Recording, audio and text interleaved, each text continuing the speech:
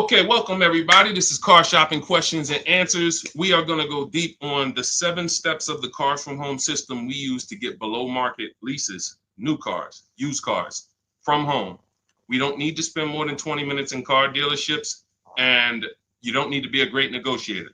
So if that's something that you like, that's me, Deshone, then welcome. Come on in. First thing to do, hit the like button and tap in, lock in. We'll be here for about 45 minutes, going deep on some financial strategy that if you use it, apply it, unlearn what the car business taught you to do for their benefit, you're going to be better than fine. I just leased a $54,000 Infiniti for $499 a month. I got $8,000 off the price of the car. Sitting at home, 2025. I haven't posted it yet. $8,000 off the price of the car from where I'm sitting at right here. The deal was done from right where I'm sitting at. This is where we want you to be.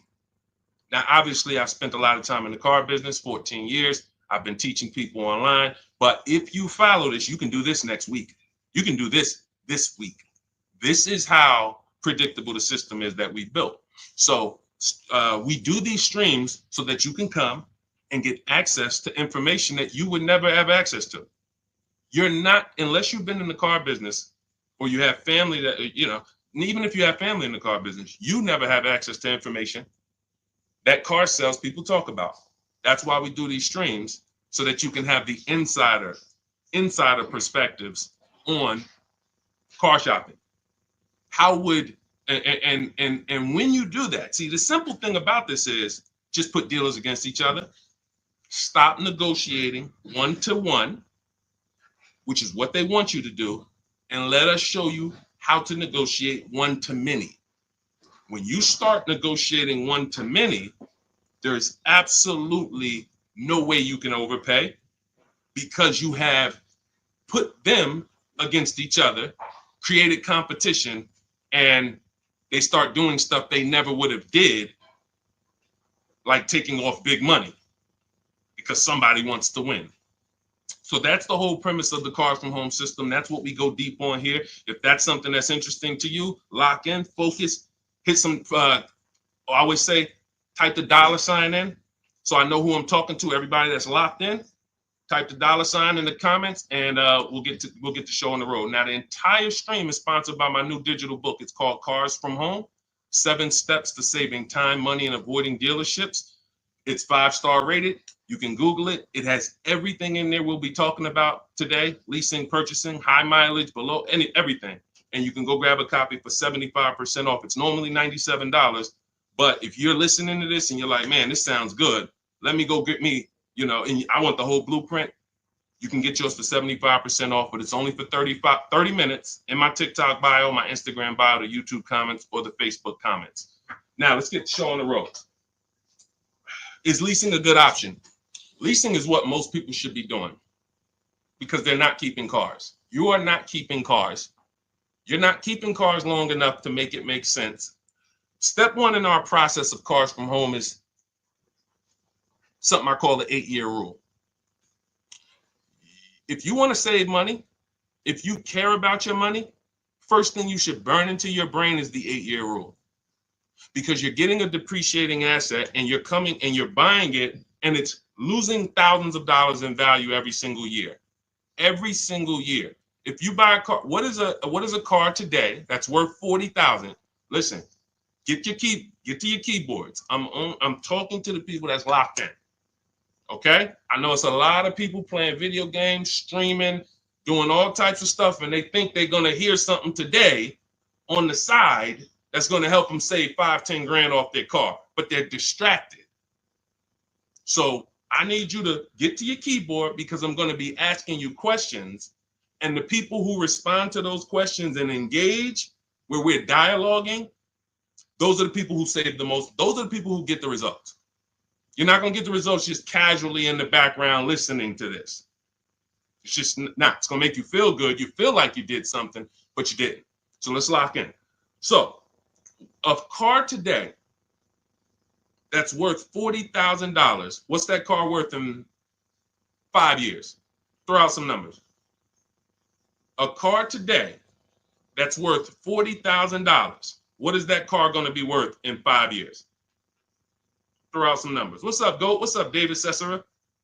$40,000 today. What is the car going to be worth in 5 years? Deborah Alexander, good to see you. Throw out some numbers. Okay. 20, 25. Okay. 22, 18. Okay. I see 25. Depends on how it's driven. Gabby said 10. Listen, could be. Person puts 80,000 miles on it. Could be worth 10. Yep. Now you see this. No one's wrong. Now it's not worth 40. Will we agree? Can we agree? It's not going to be worth 40. Right? Car today is worth 40. Agree? It won't be worth 40 in 5 years. It won't be worth 30. Might be worth 15, 25, if you didn't drive it at all. But here's the point. It goes down in value. A lot. This is where you're losing in the short term. Because you pay all that money to buy that $40,000 car. How much is a car? How much is a payment on a $40,000 car? Some of you who've been in these streams, you know our rules here. You know our formulas.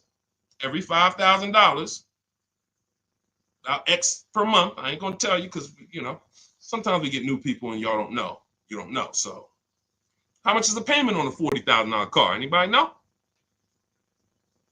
Anybody want to do that math real quick? 800. 800.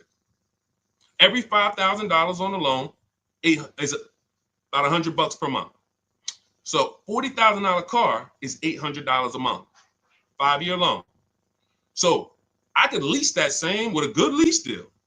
I could lease the same $40,000 car for $400 a month, $500 a month. Oh, Deshone, that sounds crazy. You got to put a lot of money down to get those deals. Listen, this is Danielle, $44,000 Audi, $550 a month. This is common.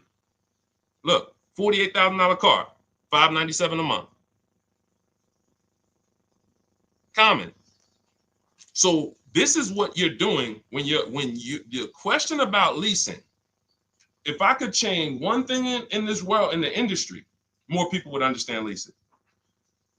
Because you guys would be driving wonderful cars. Like, look at this car that India got. She's paying $365 a month. Brand new. Hyundai Elantra Limited, $28,000 car. Call it 29. That is a $600 car payment on a 5-year loan. She's paying $365 a month. So you guys, there's none of these people out here, and no one's tried yet, but I'm waiting for it. It's coming. What's up, A? What's up, Al? Good to see you, Didi. Ernesto, I'm waiting for it. Somebody's going to come and try to justify the fact you're paying $300 more per month for the same car, but it's okay because you're buying it. Somebody's going to try to justify that. You can't, in a world where we're watching people who don't have much disposable income. We're watching people where the savings is not what we like it to be as a country. It's not like we're abundant with money. $200, $300, $400 a month matters to the public. If it matters to you, type dollar signs. If $300 per month, if you knew you were driving a car that you could have been paying $300 less a month for it, if that matters to you, type dollar sign so I understand who I'm talking to. This is leasing versus buying. This is leasing versus buying. I'm not seeing enough dollar signs. I see 3 people in here that's locked in. I see you, Jen. I see you, Heavy Dose of Soul. I see you, Glenn Davis. I see you, D. Adams. Tap in. I'm asking questions. Gabby. This is what we're dealing with. I had a neighbor. Some of you know that story. This is about leasing. Most of you, if you are not keeping the car 8 years, that's the first thing people under. Oh, I don't know if I should buy or lease. I could do either one. No, you can't do either one. Not and when. If you are not keeping the car 8 years, leasing is the best option, as long as you know how to get great lease deals. You cannot go into a dealer, sign these bad lease deals that people are signing, break the 1.5% rule, put all types of money down so you can get to some good payment and think this is what Deshone said, I'm leasing. No, you see these deals. You see the deals we post on these streams. You guys could go through all of our streams and you'll see the leases that we do look totally different. But this is the first thing you should be doing, is making a decision on whether you're going to buy or lease, because you're trying to decide, how am I going to beat depreciation? The car is going to depreciate. That $40,000 car we just talked about it 5 minutes ago is either going to be worth $10,000 in 5 years, $15,000, $12,000. It's going to be worth, I'm losing $30,000. So is there a way that I could acquire cars and not lose $30,000 over the next X amount of years or whatever? And if you're not keeping these cars, if you're keeping these cars, buy them. But what I'm seeing, and it seems like it's happening more, what do you think the reasons are people aren't keeping cars? What do you think the reasons are? I mean, we got Crying Tiger, we got, listen, I'm interested. Jesus, Rochin, Richard, I'm not talking to people that's keeping cars 8 to 10 years much. This is such a small number. That's why the mission is, wait a minute, if 75% of the people I'm talking to, and I talk to hundreds of people a day because, we're on live streams, 75% of the people I'm talking to are not keeping cars 8 years, but they're not leasing. Deshone, are we all losing? Yes. Yes. Is it, what do you think I'm on here for, trying to break these numbers down and show y'all what these lease prices look like, and show you people are driving brand new cars, because when you lease, you drive brand new cars. 2024, 2025, 2026, you're driving the latest car. You're paying very small amounts compared to purchasers. But this is for people who don't keep their cars 8 years. If you keep your cars 8 years, go and buy the car. Buy something you love. But what I'm finding out more and more is people are not keeping them. Why aren't they? Cars are not lasting. Cost too much to fix. That's a good point. Listen, you just made a good point, Mr. SRL. Things change. The dynamics of cars and how we fix them, how we repair them, how we maintain them have changed. The things that can go wrong used to be the things that went wrong were mechanical. Now some things that are going wrong are electrical. Your mechanic used to be able to fix the things that were mechanical. That's why he's called a mechanic. You can't fix things that's electrical. It's got to be a technician. Different. So people say, oh, well, if that's the case, I'm not keeping my car 8 years. That's a reason. Oh, I used to be a buyer. I used to buy my cars, keep them 8, 10 years, put 200,000 miles on them. I'm not doing that anymore. I need to move to leasing. But what you can't do is keep buying and get rid of the cars in 5 years and not count the cost. You're losing $5,000 minimum. $5,000 minimum. Just look at the payments alone. All right, we go much deeper in this on my book. And you know why we don't need to go deep? We compare. That's all. I don't need to beat a subject into your head like we're in college. That's why all we do is show you the comparisons. That's all we do. If what I'm showing you here is not shocking you, then me taking you and showing you the dynamics of a lease ain't gonna do it. If you're looking at somebody like Ansley, this deal I love, similar to what I got. He got an Infiniti QX60, $58,000. He's paying $554 a month. I got an Infiniti QX60. I'm paying $499 a month. I put $1,200 out of pocket, paying $499 a month. If these payments don't excite you, then you're too programmed. Because who has this vehicle? We got anybody on here that has this vehicle? We got anybody on here that has a QX60? Because I got 3 people on here right now that I can show you that got them. Me, Ansley, and Rosalie. Where's Rosalie? And Rosalie. Anybody have a QX60? I guarantee you I ain't paying this. And see, that's the part where it's like, let me open my eyes and listen. The leasing issue is the issue. It's the first issue, y'all. It's the first issue.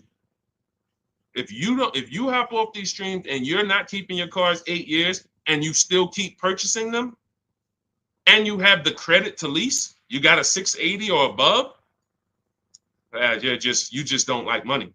In fact, you hate money. You like giving it away. That's how bad it is. All right, let's go. We'll go deeper on that. Anybody has a follow-up question? I know all types of questions. Don't they limit you on lease mileage? Whatever y'all want to ask, we'll talk about it. But I'll answer the questions as people ask them. Go ahead. Go ahead, Dolan. Do the leasing numbers work when we're driving more miles, though? Curious. Oh, that's a question I just knew was coming. Absolutely. Because leasing is not based on how much you drive. It's based on how long you keep the car. It's based on depreciation. So you're looking at 3 years, 12,000 miles. If you bought the car, see, I always say a car goes down in value like this. Your car is going to go down in value like this. It's like a sliding board. Every time when y'all think of the numbers for cars, because I want to get you out of this, they programmed you. They have programmed you to focus on what you're buying, not what you're paying. I'm going to say that again. That was a bar. They have programmed you to focus on what you're buying, not what you're paying. You're more excited about the car than the deal. We got to move into being excited about the deal. So this is what I want you to think of whenever you think of a car. What is that, John? This is the loss of value. Your car is worth this today. It's going to be worth this in 3 years. Now, that money, look at the people who lost money on Tesla. It's coming back now because politics have come in and legislation. So, there's legislation that came in and created Tesla. There's legislation that came in and saved Tesla or made Tesla more valuable. But prior to this, Tesla was losing value worse than almost any other car. So you bought a Tesla for 50 grand, forget it. That Tesla was worth, it was so bad. So bad. They had to get, so if you own that car and you paid cash for that car, you couldn't even trade it. Imagine paying 50 grand for a car and then you go and trade it in 2 years and they tell you it's only worth 20. Like what? That's depreciation. The more you drive, the more you depreciate the car. So when you drive like this, people say, well, Deshone, I shouldn't lease because I drive too much. No, you got to realize this. If this is your normal depreciation, somebody like you, Deshone, I'm driving 20,000 miles a year. You're depreciating your car even more. And so God comes in when I worked at Hyundai. He was the first person that I ever saw that had a high mileage lease. First person I ever saw. I see you. Shout out to Only B. Thanks for sharing. Appreciate everybody who shares. When I never seen it before. Guy comes in, he's returning his lease. He has like 72,000 miles on his Hyundai. I'm like, wait a minute. You leased this? He's like, yeah, I'm in sales. I used to buy my cars. I just was spending a ton of money. And, I started leasing, never doing anything different. So I got to see this. So I'm doing this paperwork to return. I look, his payment is not even $200 more per month than the normal, let's say a normal Hyundai Sonata, great deal back then, might have been $300 a month, $325. His payment might have been $475, $500, something like that, $525. It wasn't like $700. So he's only paying $200 more per month, but he gets to drive as much as he wants to drive. He had a 25,000 mile a year lease. And when he got it home, when he was done with it in 3 years, he didn't have to worry about,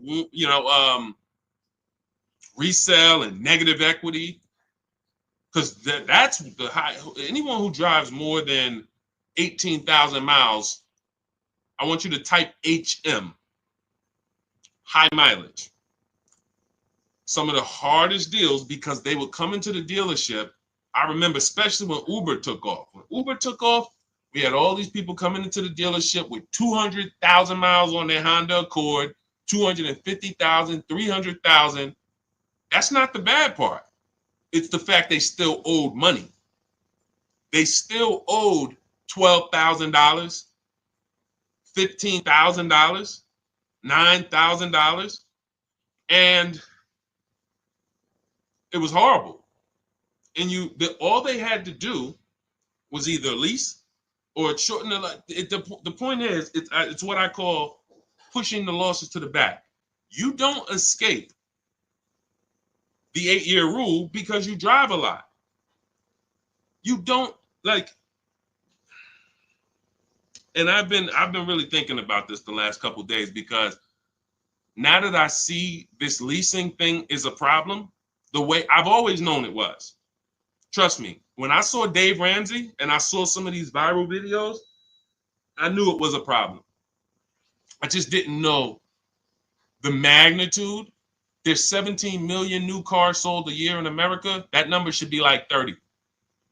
Because the 40 million used cars, and out of those 40 million used cars we sell every year in America,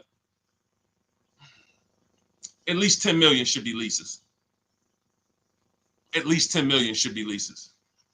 People that are out here buying their cars, new or used, not keeping them 8 years, all of those should be moving to the new car market as a lease. So that 17 million new cars we sell every year should be like 27 million, because more people should be leasing. And, we're going to, with the help of the Holy Spirit, by the grace of God, do our part to try to move that needle and try to get people to see. Not leasing is costing y'all so much money.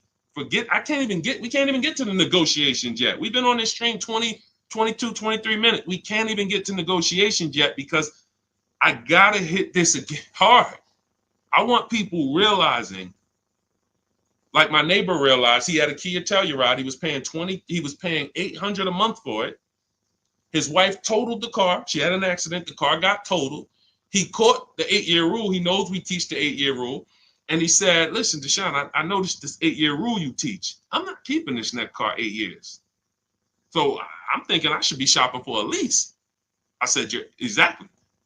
He said, okay, I'm going to use the system. He uses our system, shops 25 dealers. I teach you how to shop 25 dealers in 20 minutes. So for a new car or a lease, we have a different system for used cars, but he uses our system. His payment's $479 on his brand new Kia Telluride. Let me ask you a question.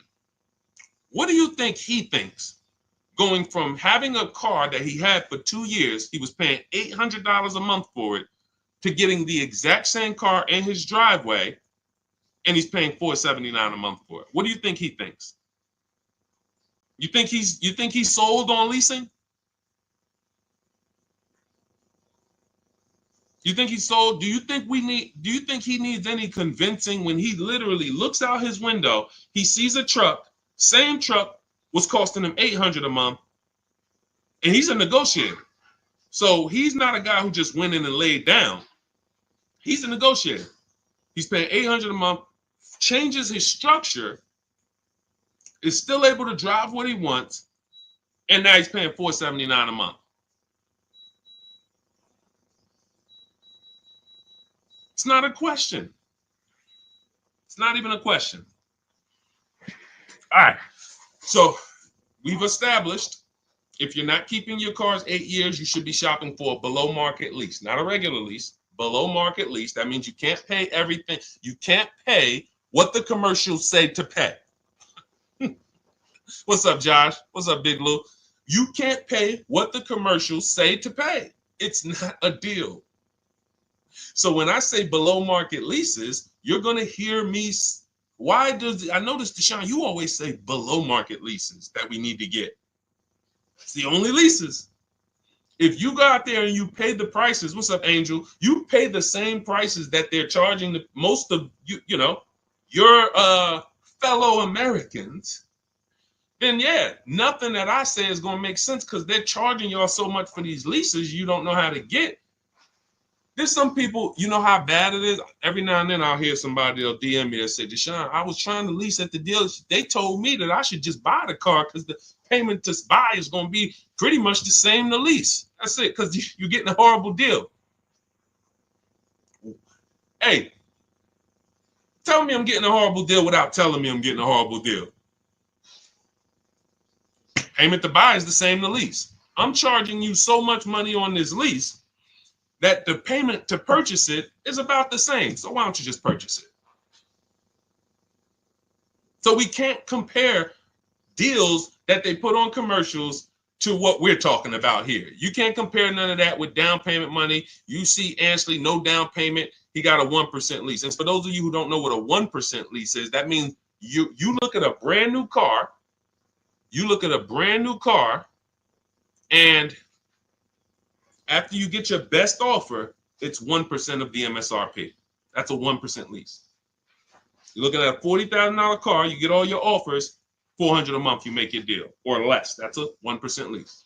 $80,000 BMW, $800 a month, or less, 1% lease.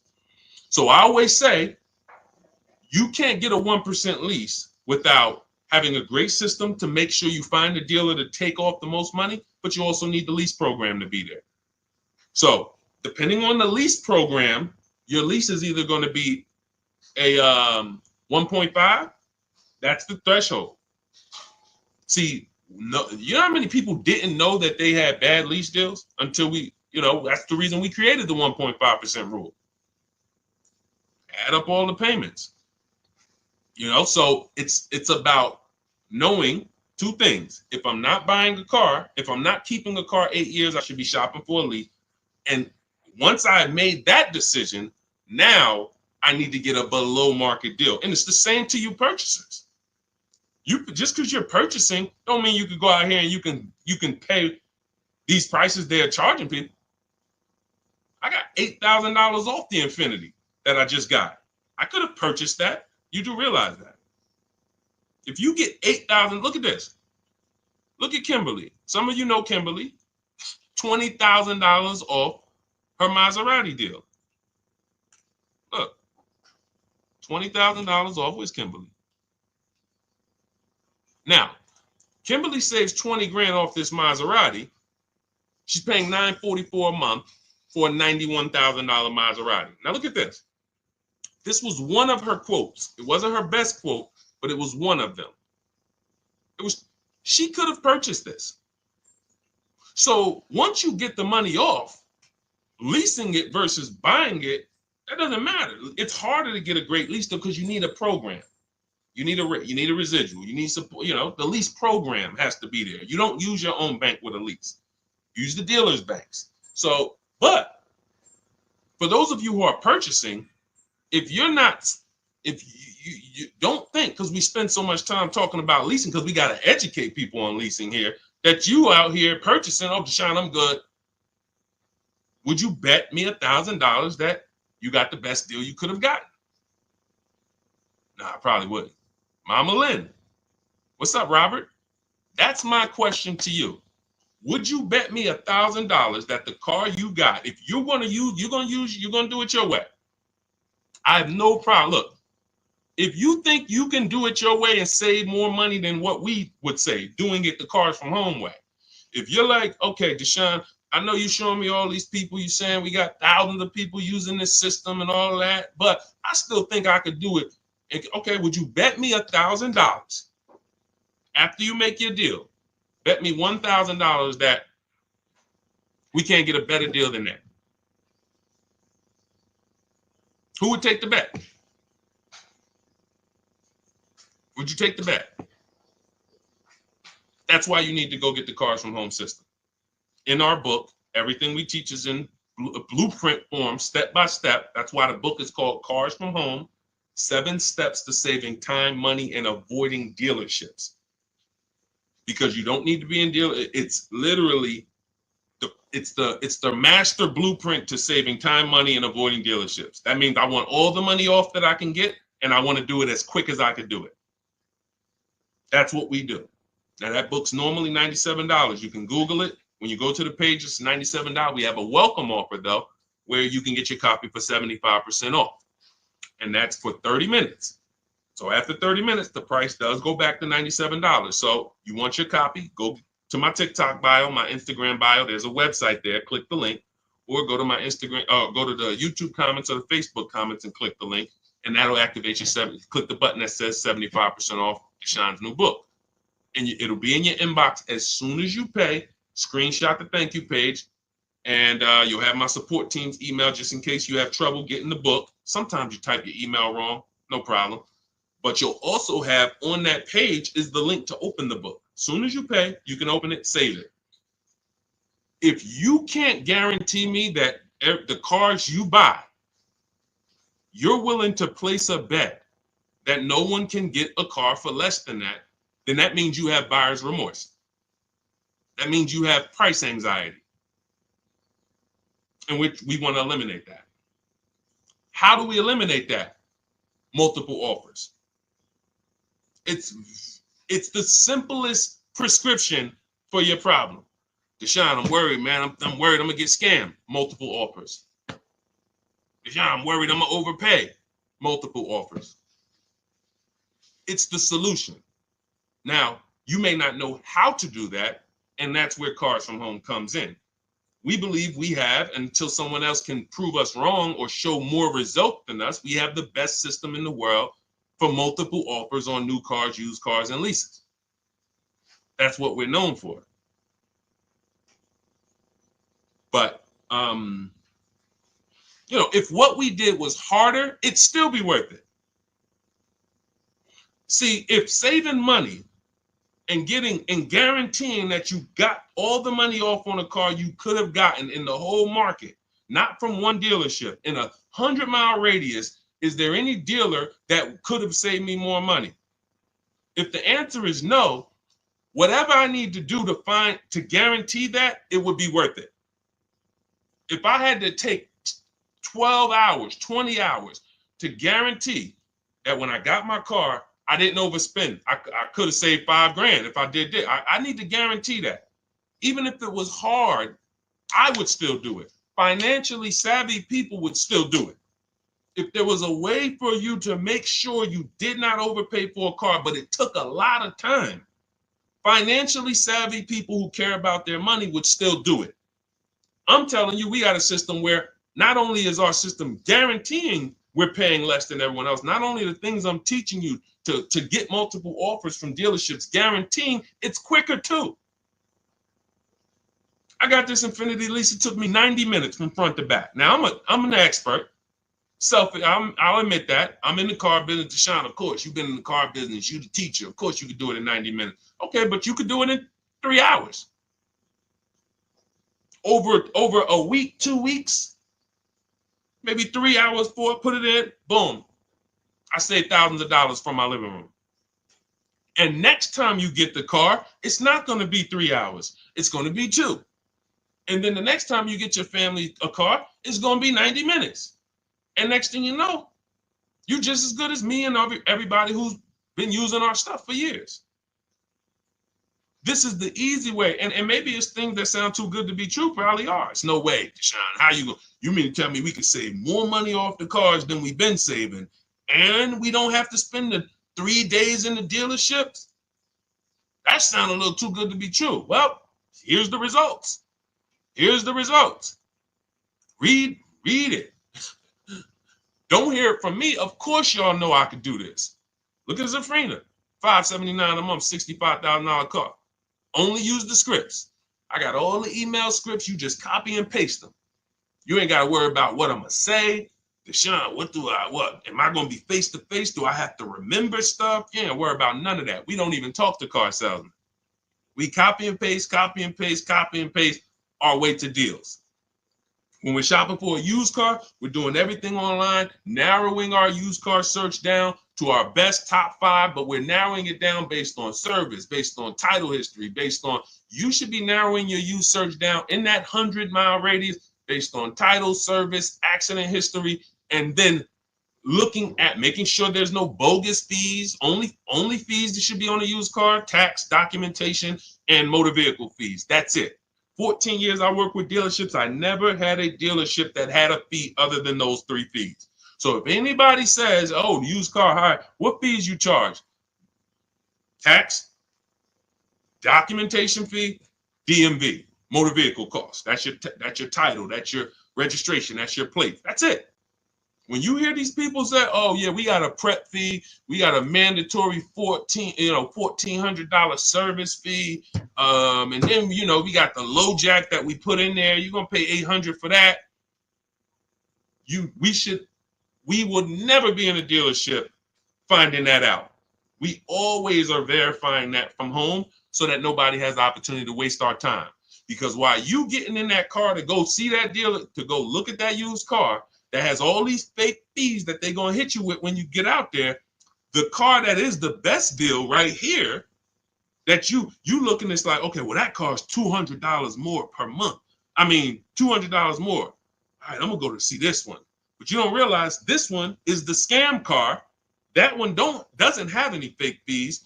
And the only way you would understand this is to verify the fees before you visit, so that when you get there, you already know I'm leaving with this car. Whenever we are going to look at a used car, we know we have done all the work at home to know, unless this car drives funny, I'm making this deal. Because I've done everything. People say, yo, if somebody do that on a used car for me, I'm just walking out. And you're walking back home and you're going to start shopping all over again. I see you, Princess Kiki. Thanks for double tapping the screen. Thanks to the people who always like the broadcast. You're going to go right back. So you didn't lose. I mean, you didn't win. You lost there. You let someone waste your time, and you let somebody put you back into the market when you could have made a phone call, verified fees, and just didn't waste your time. Oh, y'all got that many fees? No problem. Do y'all negotiate? No problem. Let me move on to the next one. But what happens a lot of time is they scam you. They will scam the person coming in, and just the person will be like, well, I didn't know y'all had all these fees. And then next thing you know, they negotiated. But how do you negotiate fake fees? I think I made that video 3 years ago, 2 years ago, because during pandemic, just people are like, Deshone, I'm at this dealership. How do I get them to take off these $3,000 in fees they made up? You don't. See, because if you were dealing with a dealership that didn't have the fake fees, then what are we negotiating? The price. But when we are dealing with a dealer that has the fake fees, you're trying to negotiate the fake fees. And what are you not negotiating? If you're negotiating the fake fees, what are you not negotiating? The price. And watch this. When you're dealing with these dealers that have the fake fees, when they take off the fake fees, they're at the asking price. And they feel like they did you a favor. What's up, Latima? They feel like they did you a favor. If you will go, if there's a $20,000 car, and they say, all right, we want 20 grand for this car. Let's make up $3,000 in fake fees. Now, Latima comes in. Yeah, I saw this car online. Y'all was asking 20,000 for it. I'm interested. Now they fake. Hey, all right, yeah. With everything, you're gonna be at 28. Wait, I don't get it. You had it at 20. How do we get to 28? Well, we have these 3,000 in fees, 3,500. Then you got your tax, and that's where we're at. Okay, with the documentation fees, so you get. Now, you spend 2 hours there. They take off some of the fees. You just patting yourself on the back. I did a good job. I got them to take off all those fake fees. You paid asking price. Who got that? Who's clear on that? Who's clear on that? You went in, you spent 2 to 3 hours negotiating to get the fake fees off, to get it down to the asking price, and you felt like you won. You did not win. You paid the asking price. These are the illusions. And unfortunately, that's the car business. For people who don't know what they're doing, unfortunately, we never deal with that. You see what I'm saying? I just laid out exactly what we do to make sure we never encounter that. Now, as much as I've laid that out in social media videos and streams and all types of stuff, the car business, no. It's a bunch of people don't know who the heck I am. Bunch of people here, your friends out there shopping right now, you ain't shared a broadcast with them. You never shared my page with them. You know, I ain't talking to the community. I'm not talking to the community. I know the community, the people who always like, who always share. I'm talking to people who like you getting the information, and you know you got a best friend. You know you have a best friend. You've been on the stream for 30, 40 minutes with us, and you ain't share that with them. And they're going to be in that dealership tomorrow or next week or next month, and they're going to pay $3,000 in fake fees. And that's why the car dealers keep doing it. That's the point. See, it ain't about me. Oh, Deshone, man, you know, you just want us to tell people about. No. You asking, people have asked, Deshone, when the car business going to change? Everything you say, Deshone, it just sounds like the car business. Why do they allow this? When are they going to change? They're going to change when you change. That's when the car business will change. When we were there, we'd have appointments all the way up through the week. On a big President's Day sale, Labor Day sale, holiday, how many appointments we got? 300? On that weekend. Over that weekend, we might have 300 to 400 appointments on a Friday, Saturday, and Monday.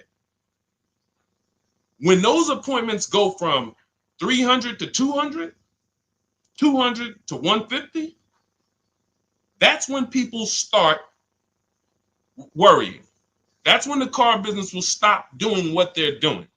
But as long as you, and as long as your friends, your family keep walking in those dealerships and saying, get me the best deal you can get me, ain't nothing changing in the car business. It's only going to be the small community of people who know what they're doing, who are wise. And when I say small, you know, our community is just off the people I know who have access to our information, the Cars from Home book, or either the Cars from Home. You know, I coach people too. We have a video program where we walk you through step-by-step videos. That's about 12,000, 13,000 people. That's nothing compared to the fact, I just told y'all, 50 million people a year buy cars. So our little, you know, praise the Lord, we are very, very, very fortunate and blessed that we get to impact people's lives, and we have, you know, we built a brand that has helped do it. But in terms of the market size, it's not even 1/10 of one. It's probably 1/10 of 100 of 1%. It's nothing. So you got 50 million people a year walking in the dealerships, want to do things traditionally, and just that's why they keep that multi-billion-dollar machine just rolling. Shared with my bro-in-law last week. Thank you so much, JC. I appreciate it. I appreciate it. We got to save our people. There is no one out here who is going to be in your corner when you overpay for your car. Ain't nothing you could do. You ain't seeing nobody suing dealerships. It's not happening. Let's stop it. You know, oh, I think I got a lemon law, whatever it may be. No one cares. It is buyer beware with cars. And that is why we take this so seriously, because we know once you make this decision, there's no one who's going to help you. If you make a bad decision, I remember I was at Mercedes and a person walked into the dealership and he was pissed off because he has a neighbor who is paying, hang on one second. He has a neighbor that he knows, or somebody he went to dinner with, same E-Class, same car, $200 a month less than him. He was pissed off. $200 a month less. Went out to dinner. Hey, man, I got the same car. Where'd you get it from? I got it over there at Paramus. Me too. Same car. They knew each other. They both leased it, in this particular case, his payment was $200 a month less than his. That's about $8,000 difference. That means this guy here, no, could be about 10. It's about 10. About 10. So that means you have two people, same market, bought the same exact car, similar price car. One of them got $10,000 or more off than this one. When they found out, he was pissed. Nothing he can do. I'm never buying here again. That still doesn't change the fact you're $10,000 poorer because you didn't know what you were doing. You didn't have the skills to know that the market price on this car is a $10,000 discount. It's $10,000 less. And that's what's happening. The car business is they've mastered making you think you win. So that's it. That's why we want you to have the strategies so that you can proactively move through your car purchase. It's your agenda. You don't have to worry about your plan. Just bring your goal, use our strategy, and the success is guaranteed.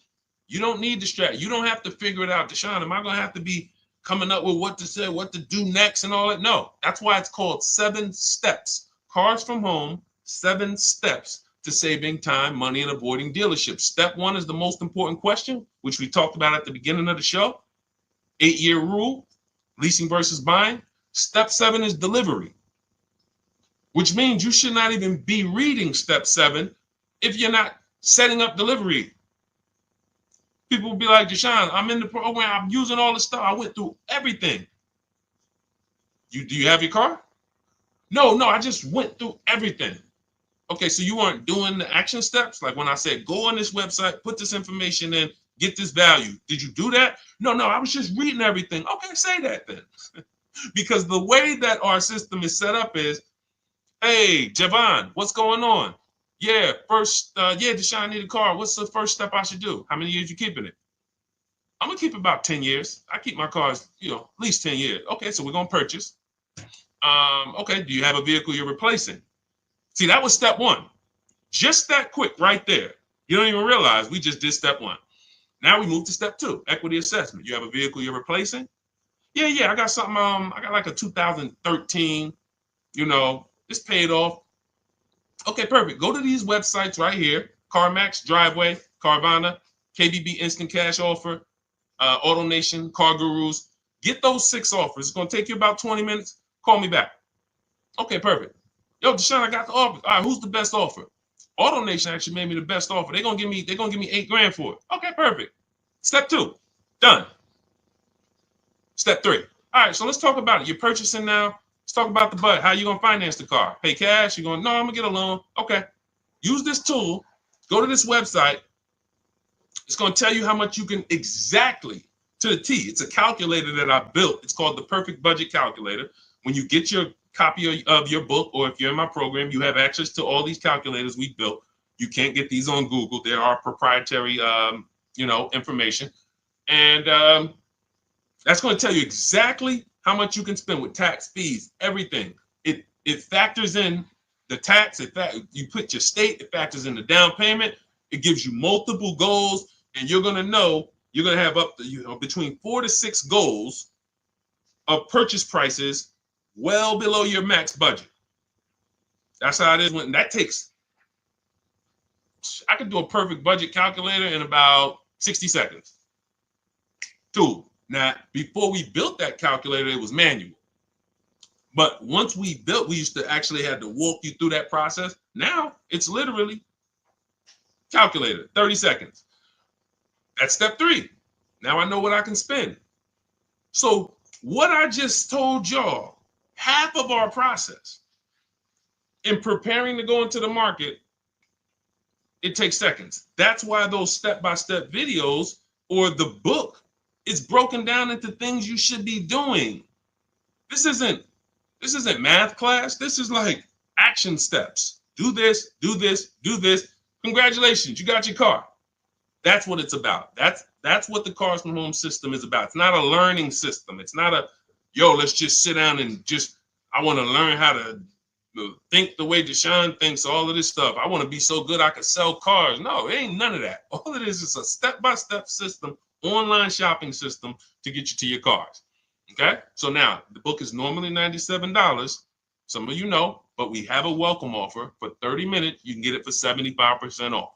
That's $24, but you got to get to my TikTok bio or Instagram bio before the 30-minute countdown is up. Click the link there, or you can click the link in the Facebook comments or the YouTube comments. 30 minutes, you got your book for $24 instead of $97. Now, $97 is still a phenomenal price. You use that book.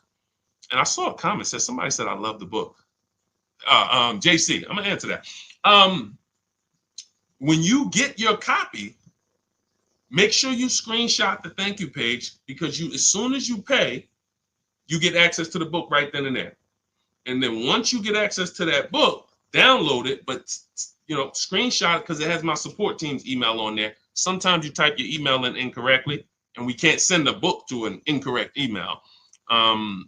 But if you use this, it will be one of, guaranteed, top 3 most financially beneficial books in your library, unless you're just not going to buy cars. And if you cannot use a computer, don't get the book. I don't say that enough, and I should.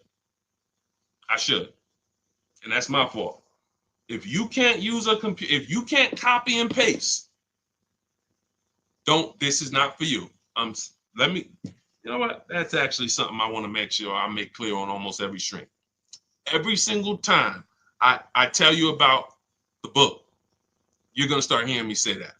Because I know sometimes it may seem like, Deshone, Cars from Home can help everybody. Like, you got used car stuff in there. I got bad credit. Yeah, that's in there.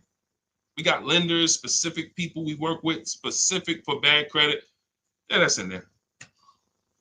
All right, so it can help everybody, but that's not true. It's an online shopping system. So if you're not comfortable online, if you're not comfortable visiting websites, if you don't have a computer, you can't do this on your phone. So you need to have a computer, laptop, access. I don't care if you're going to the library, but you need access to a computer, and you need to be able to copy and paste.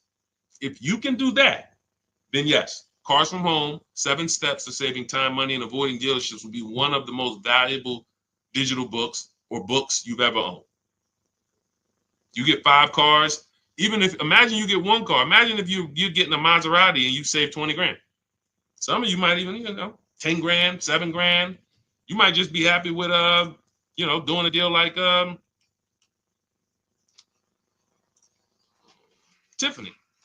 Tiffany got 6,500 off. She used it. I got so many people, American seniors. Anyway.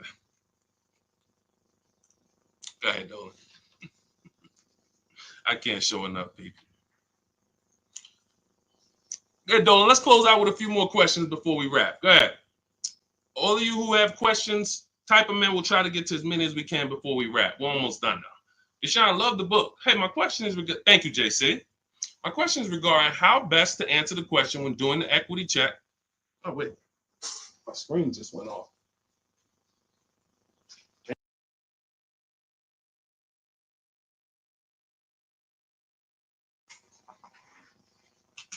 Why did my screen just go off? All right. Sorry about that. All right. We'll just finish it I don't want, because I'm going to have to keep looking to the side. Hang on one second. One of my monitors just went off.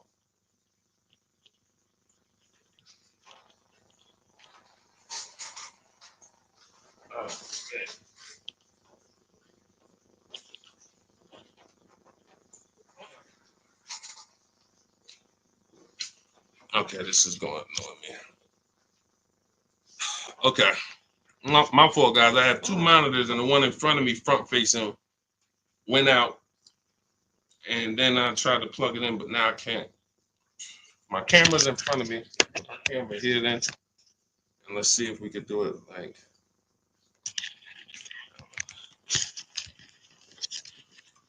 All right, so I'll face TikTok. Put it like that. Okay, so I got to look this way because your question's on this screen, JC. So hang on. When doing the equity check on the car buyer sites, when they ask if I have a loan, lease, or own, I always put own. because there's nothing, none of those other questions should affect the value of the car. So even if if you tell me my car is worth 15, then I call and I want to set my appointment up, and then you find out I have a loan for 10, then that shouldn't matter. That shouldn't matter at all. How does that change the value of my vehicle? And why I really put own is because on leases, they have something in the way they do leases where they don't know which lease brands allow them to, which lease brands have a third party restriction. There's two ways we sell leases. We're either going to sell them direct to the highest bidder, or if it has a third party restriction, then we're getting dealers to bid, because they will not let you sell directly to Carvana or CarMax, but you can have dealers bid. And I have a system, I have a strategy in my book and a script where we talk to a used car manager, we get multiple offers, and we'll get our equity that way. But a lot of people, that's where they give up on their equity, when they have a third party restriction. But JC, to answer your question, that just put own, but that's why those forms can be a little tricky. And I think we avoid everything by just putting own. Tell me what the car is worth. If I owned it outright, what's your offer? Makes it very, very simple. Go ahead, Dolan. Okay, what's the best strategy for someone with bad credit and need a vehicle? What a pre-owned vehicle but be ideal, or a new one? I want to be able to keep it over 6 years. Or over 6 is not over 8. So I would say if you are going to keep it for over 6 years, then you should not be purchasing. You shouldn't plan to purchase long term. You should plan to set yourself up for a lease. What's up, Moses? What's up, Seth? That's what you should be doing. Plan to set yourself up for a lease, because it has to be 8 years. See, I think sometimes, and I'm gonna start saying 8 to 10, but I'm not gonna call it the 8 to 10 year rule, because that just doesn't have the same ring to it. It's the 8-year rule, but I'm gonna start saying 8 to 10. If you're not keeping your car 8 to 10 years, you shouldn't be purchasing. If you're purchasing, you're overpaying. You should be shopping for below market leases. What's up, Seth? What's up, WM? And the reason I'm saying 8 to 10, because I think some people, they'll say, well, I'm keeping it 6, 7. So I think that's close enough. No, it's not. It's not. It's 8 minimum. Minimum is 8. The minimum is 8. And so if I had bad credit and all right, I'm not keeping my car 8 years, I'm trying to set myself up for a lease. So what am I going to do? Get an inexpensive car. I have a strategy in my book we call the smart car, where we're only looking to get an inexpensive car that we can drive, $10,000, $12,000 loan that we can, because that's going to be affordable. It's going to be about a $250 a month payment. And we need to establish that payment history, because nothing gets you approved for a lease like on-time payments on a car. If the bank sees you've been paying $250 a month for 2 years straight, when you go to jump up on a car to a $400 payment, it matters. So credit score and car payment history make a huge difference in getting approved. That's the smart car strategy. That's in the book. That's in the digital book, Cars from Home. So you would be setting if you have bad credit, you're either going to buy for the long term and then refinance the loan when your credit's good. Welcome, Lamont. I see you. Welcome to the community. Thank you for the follow. When you have bad credit, I'm either going to, let's just say I'm a keeper. I'm not a lease person. I do not plan on I'm keeping my cars 8 to 10 years or more. So I'm not shopping for a lease at all, but I don't have the credit. My mission is to get a great price on a car. You can spend a little more according to your budget, because you need to get a great car. You're going to pay more for the loan. That's normal. But we use a company like Limbuzz. We have entire strategies that we roll out for people with bad credit in the book. So the most important thing for the long-term purchase is to get a quality car, because you can refinance the loan. You can't change the car. So if I got a nice car, well taken care of, I verified that it had great service records, great accident history. I verified it's a long-term car. It's a car that's known for going 200, 300,000 miles. We verify that in step 4 of my book. I have a quick thing we do, takes 5 minutes. We go to Google and we type in initial quality, reliability, longevity. And we do that we do 3 of those searches. And we make sure that the car we're looking for, some of the cars you're looking for, they're known for the transmission going out at 90,000 miles. Don't you think that's important to know? Some of you right now are looking at cars, you're looking at used cars with 80,000 miles on them, and you don't realize that that car is known for having transmission problems at 90 to 100,000 miles. That could be why the person dumped it.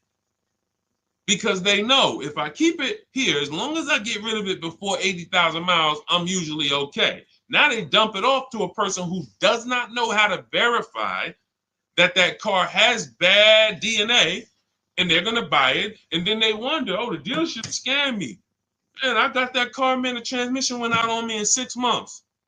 But you could have done the step that we teach, verified that for yourself, and said, wait, this car is known for nothing. This car got about 10,000 miles before the data says transmission could start slipping. I think I'm gonna look for something else. You see what I'm saying? These are the things. So I'm doing that if I'm a long-term purchaser, bad credit, because I'm gonna get an incredible car, I'm gonna pay a great price for it, and I'm gonna pay a high interest. That's the only thing I'm gonna pay a high price on is my interest. I'm going to get a great price on that car. And that's where bad credit people, and that's where personally, a lot of people with good credit, you get confused because you're confusing the monthly payment with the price of the car. You're confusing the deal with the price of the car. I could have a 20% interest rate because I have bad credit, but I got a great price on this car. Look, watch this. And I'm gonna give you an example to really end this. If I got bad credit and I walk into a dealership and they're having a going out of business sale, we're going out of business. Everything's 50% off today. What, everything? Every car in the showroom, 50% off. Really? Wow, that's interesting. I'll take this one right here. It was 40, but I can get it for 20. Yep. Okay. Let's write it up. Everybody agree that's a great deal? Would everyone agree that's a great price for a car? 50% off. But we go into a dealership. Can you agree? Type agree. Because this is a big point we want to make about how these things relate. Especially for some of you you don't have good credit. You need to detach your loan from your car. Okay? So we agree. Okay, I see you, Tina. I see you, Joe. I see you, Danny. I see you, Gabby. Thank you to the engaged people. I'm always look. I love the engaged people, man. Yo, because I gotta tap people and tell them like you ain't gonna save 10, 15 grand off no car working with Deshone, and you playing video games while we talking money over here. Like I'm getting the information. I hear you, bro. No, you don't.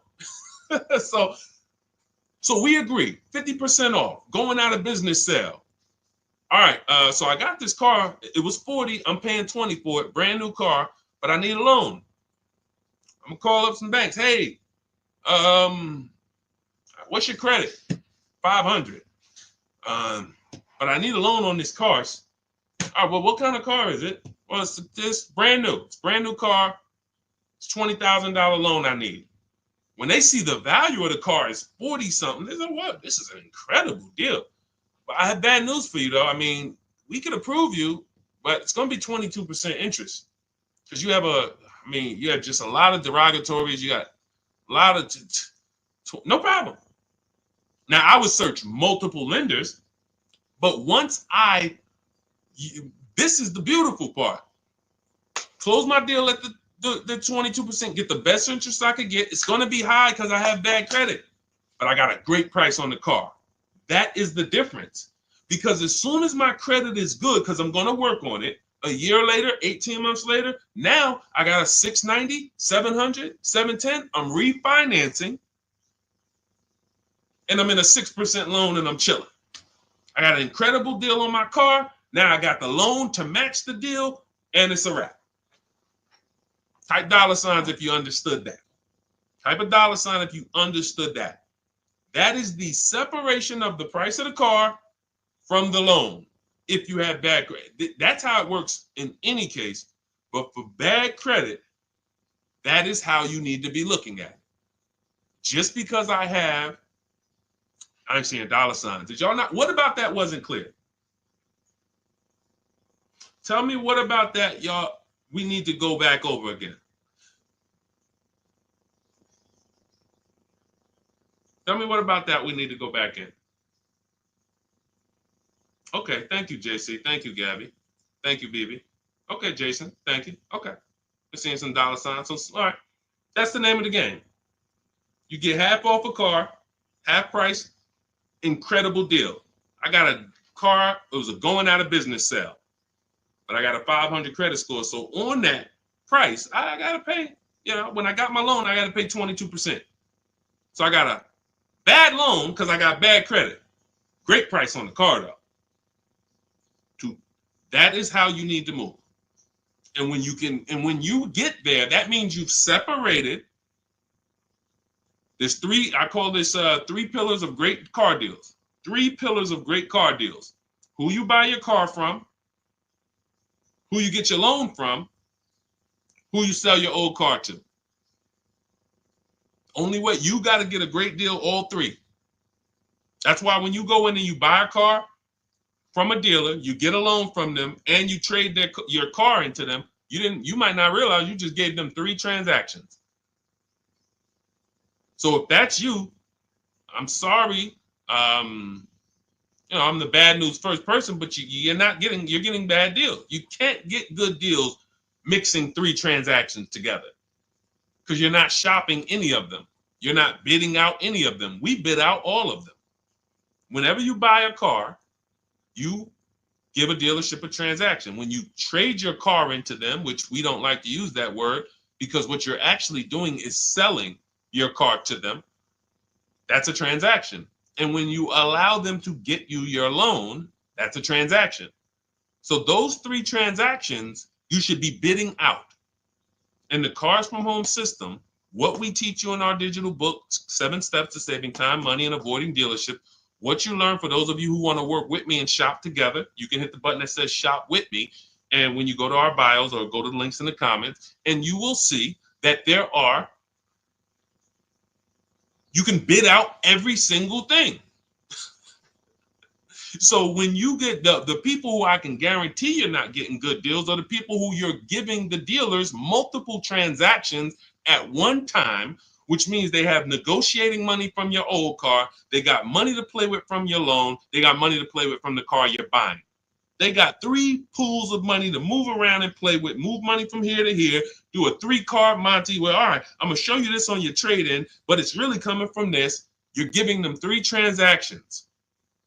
We have to separate, break from that, and start to bid out each one. I'm bidding out my loan. When you get the digital book or if you're in our course, you understand the bank bidding war. Credit bureaus allow you to have multiple lenders access your credit in a short period of time. Great shopping. We do it in 48 hours, 24, 48 hours. I named the people we sell our cars to. We get bids. We don't trade. We sell our cars to cash buyers, big companies that cut checks. And then we bid out our car purchase. Whenever we're looking for a used car, we turn the entire marketplace, 100, 200 miles, into one big marketplace for us. And whenever we shop for new cars and leases, we contact 25 dealers to get 5 offers. We do it all online. This is all multiple offers. And when I tell you, this stuff takes minutes to do. So by the time you go to a dealership, get in your car, go to the dealership, we already done made deals. That's the Cars from Home system. Bidding, bidding, bidding, bidding. All right, so everything we talked about today is in my new digital book. It's called Cars from Home, 7 Steps to Saving Time, Money, and Avoiding Dealerships. That's what we hold it accountable to. Saving you time. You should not be in a dealership for more than 30 minutes using what we're talking about here. Ever. If you're in a deal, that should be a clue to you. Man, I've been in this dealership for an hour. It's got to be something I'm doing wrong here. Yes, that's a good clue. That you're okay, that's okay. Because you're new to the system. As you learn it, have these boundaries to remind yourself, wait, Deshone said I ain't supposed to be here for more than 30 minutes. That's it. So now we move to every part of the system of car buying you never have to worry about again. You literally, when you come to Cars from Home, you grab your digital book, you no longer need to come up with plans on how you're going to get great car deals or how you're even going to get a car or how you're even going to, you don't have to be anxious anymore because you actually have a plan written by a former car salesman who's been a manager who knows the ins and outs of the car business. So you're following a plan written by an insider of how to work with the people inside. And I'm no longer inside, so I don't have a vested interest with if I was trying to coach you while I still was working for Mercedes, it's certain things I can't say because I can't teach you how to bid against, it's certain, I can never write that book being in the industry, but outside of the industry, for sure. Competition is how you're going to save prices, and that's how we're going to save time. Competition. And I want to end with this because some of you tend to overthink. You're overthinking. Everything we're teaching you to do is to start buying cars and shopping for cars the way you shop for everything else in life. If you really consider that the biggest indicator of how different what I've been talking about over the last hour versus how you've been shopping, just look at how you shop for other items on Amazon. Look at how you shop at the grocery store. When you compare, look at how you compare. You're good at it. You can spot a deal on Amazon quick. You have your system. You can go into the supermarket and you have your system for seeing what's the items we're getting this week. You're comparing. Those of us who know how to do things and buy stuff, if we're getting good, we're comparison. It's comparison shopping. Car buying is the only thing that I've seen where we just throw all of that stuff out the window. You let them convince you to throw all of that stuff out the window. You see that blue car there, you're like, oh, I like that blue in there. What could you do on that? Instead of saying, I like that blue one, I wonder how many of those are within 100 miles of me. See the difference? Because cars are cookie cutter. So if I saw a blue car, I'm like, man, I like that. Oh, that's a nice blue Honda Civic. There's 100 of them within 200 miles of me. I need to find the one that's going to be the best price. And that's what we do. That is what we are known for. That is what we hold ourselves accountable to. So if you want everything we teach, grab my new digital book, Cars from Home, 7 Steps to Saving Time, Money, and Avoiding Dealerships. Normally $97, but part of my welcome offer, 30 minutes, you can get it for $24, 75% off. Go to my TikTok bio or my Instagram bio, click the website there, there's a link, or go to the YouTube comments or the Facebook comments, put a link there for you. And when you click that, you'll see a button that says activate 75% off Deshone's new book. And that's a digital book, so it'll be in your inbox in 5 minutes. You'll be able to use everything we're talking about for the rest of your life. And as I update the book, I update the file. So make sure you keep the original email because when I do update that book, you go into that email, you open it, you'll see, wow, books looks different. Yeah, we updated. Vroom went out of business a year ago. We had to remove them from the book. If I had 10,000 books in print, they're all worthless. Not even worthless. They're not worthless because there's tons of other value in there. They have an inaccuracy. We have 10,000 books now that now have an inaccuracy because there's companies in there that we get offers from when we sell our car. There's companies in there that vroom when we want to shop used cars, but they're out of business now. But the minute they went out of business, we went in, we updated the file, Everyone opened their books. They never saw a room again. That's one of the benefits of a digital book. So that'll be in your inbox. You'll have access to all the scripts that you're going to use to talk to the dealer, to email the dealerships, not talk to them. You're going to have access to the templates. You're going to have access to all the calculators that I've built. I believe we have 5 or 6 custom calculators. And just an entire strategy that you no longer have to think. It's all laid out for you. All you have to do is trust the process and unlearn. Don't bring any of the garbage from your or how you were taught to buy cars, lease cars. Leave it at that door. Come here with a blank canvas and just say, Deshone, I'm depending on this book to show me how to save more money on cars than I have ever saved. If you come like that and just trust the process, be one of the most valuable books you ever had. Thousands and thousands of dollars will stay in your house. Okay, that's what I hold myself accountable to when I was writing it. All right, so grab your copy. For those of you who want to work together, there is a program we have. It's called Shop with Deshone. You'll see a button there. Not everyone is going to qualify for that. That's why I don't talk too much about that. But if you're interested in seeing if you qualify for that, just go to those same links and just click the button that says Shop with Deshone. And then you'll be able to dive deeper on the qualifications. That's when we coach together. We do coaching calls twice a month. And we have a private Facebook group. When you guys see me share these pictures from all these people, you're like, where are all these people? They're in my private group, and they're using the exact same system, the 7-step system that you have in Cars from Home, my blueprint. So whether it's just a different learning style. Some of you like do it yourself, go grab the book. Some of you like a community and to do it with you, hit that Shop with Deshone button. And other than that, this is what we do. I appreciate you guys checking in. Had a lot of fun today. We'll be back for another stream soon. For all of you who got your book, use it. Please email me when you get your deals. Make sure you just shoot me a picture. I sent out a couple emails. You will, we love getting those. Please send me those. All right, and enjoy the rest of your day. God bless you. I'll see you soon.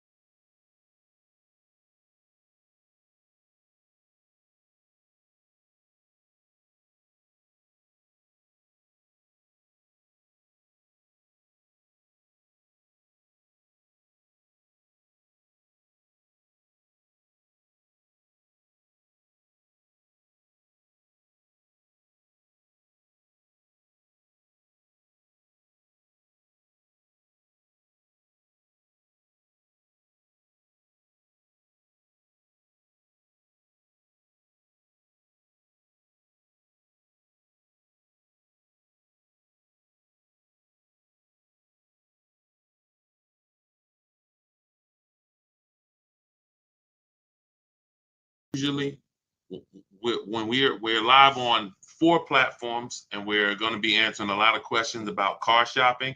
If you don't get your questions in early, they might not get answered. So start typing your questions now. And good to see you, Corey Duncan, Renee, and we'll get to as many questions as we can. As I said, I'm known as Deshone, the Auto Advisor. I spent 14 years in the car business. Now I teach you the steps you need to know to get below market car deals from home. Whether you're a great negotiator or a bad negotiator, when you know what you're doing, you'll pay less than everyone else. And that's what I like to make sure you know. So start typing your questions in. Everything I'll be teaching today is out of my new digital book. It's called Cars from Home, 7 Steps to Saving Time, Money, and Avoiding Dealerships. You can get a copy for 75% off as part of our welcome offer in my TikTok bio, my Instagram bio, the YouTube comments, or the Facebook comments, but it's only for 30 minutes. Normally it's $97, worth every penny, but if you get there before 30 minutes, you got your copy for $24. Okay? All right, Dolan, start putting the questions up. Let's get to as many as we can. Start typing your questions, everyone. We are live. We are live. And let's see.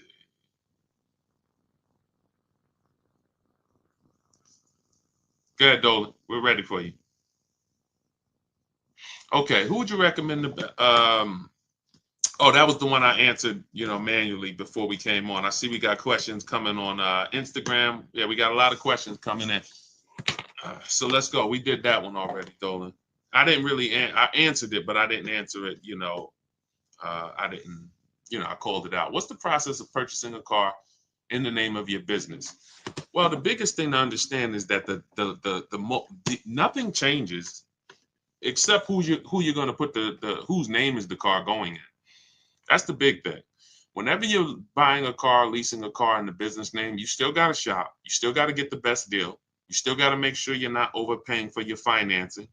You still got to make sure that you're getting the most money for your old car, not your trade. We don't trade. We like to sell these cars. So all of this stays the same. The only thing that changes is when it's time to buy the car, you ask, when they ask whose name is the vehicle going in, it's going in a business name. Depending on the type of deal, you might need commercial insurance, depending on what type of vehicle you're getting. But other than that, the process of getting a great deal in your business name, 95% of it is the same as getting a great deal in your personal name. Shopping multiple offers. Don't make a decision until you see at least 5 offers. You see a $5,000 price difference between the best offer and the lowest offer. You pick the best offer, you get out of the market. None of that's going to change, regardless of whether it's in your personal name or the business name. Okay, go ahead, Dolan. Now, there are people trying to teach you how to buy cars in your business name without personal guarantees and all of that. I don't teach that. But yeah, everything else is the same. People are overpaying like crazy buying cars in their business name. When is the best time to purchase a new vehicle? So there's no best time. It's a lie. It's marketing. And if you think about it, car dealers they've gotten us to do things that benefit them, regardless. Come into the showroom at the end of the month. It benefits us. Come into the showroom on the weekends. Benefits us. As long as you guys continue to go into the dealers are going to continue to be the same. When you guys stop going in and you start going to your computer, where we make our deals from. When you see me share people on this screen, people like Danielle, Greg, Bonita, Tope, Aretha, all of these people that you see me share throughout our streams, these people are making their deals from home. And that's where you want to be, because whenever here's what you want. You want a desperate deal. You want a deal that the dealer makes because they're desperate. They need to sell a car. They need to hit a unit. That's the only reason why they're giving you such a big discount. I just got an Infiniti the other day. I leased it. I saved over $8,000 off the vehicle. That particular dealer that won the bid for my business, $499 a month, $1,200 out of pocket. It's a $54,000 vehicle. They needed that deal. That wasn't a deal they want to make with everyone. And what they've taught you as dealers, they've taught you that the deals that you see on commercials are deals. No, they're not deals, because no dealer wants to give away a car where they make no money over and over again. Dealers only do these deals because they're desperate and they need to hit their numbers. That means that they're not giving you a better deal when there's 200 people in the showroom. Why would that? You know what I'm saying? What's up, Joey Cantu? Good to see everybody tapping in on TikTok. Shout out to everybody double tapping the screen. Thank you. Shout out to everybody hitting the likes. And shout out to everybody who's hitting the share button. We appreciate you helping us spread this mission. We can't get this financial literacy out without the people who help us run these numbers up. So we appreciate you. What's up, Messi? Good to see you.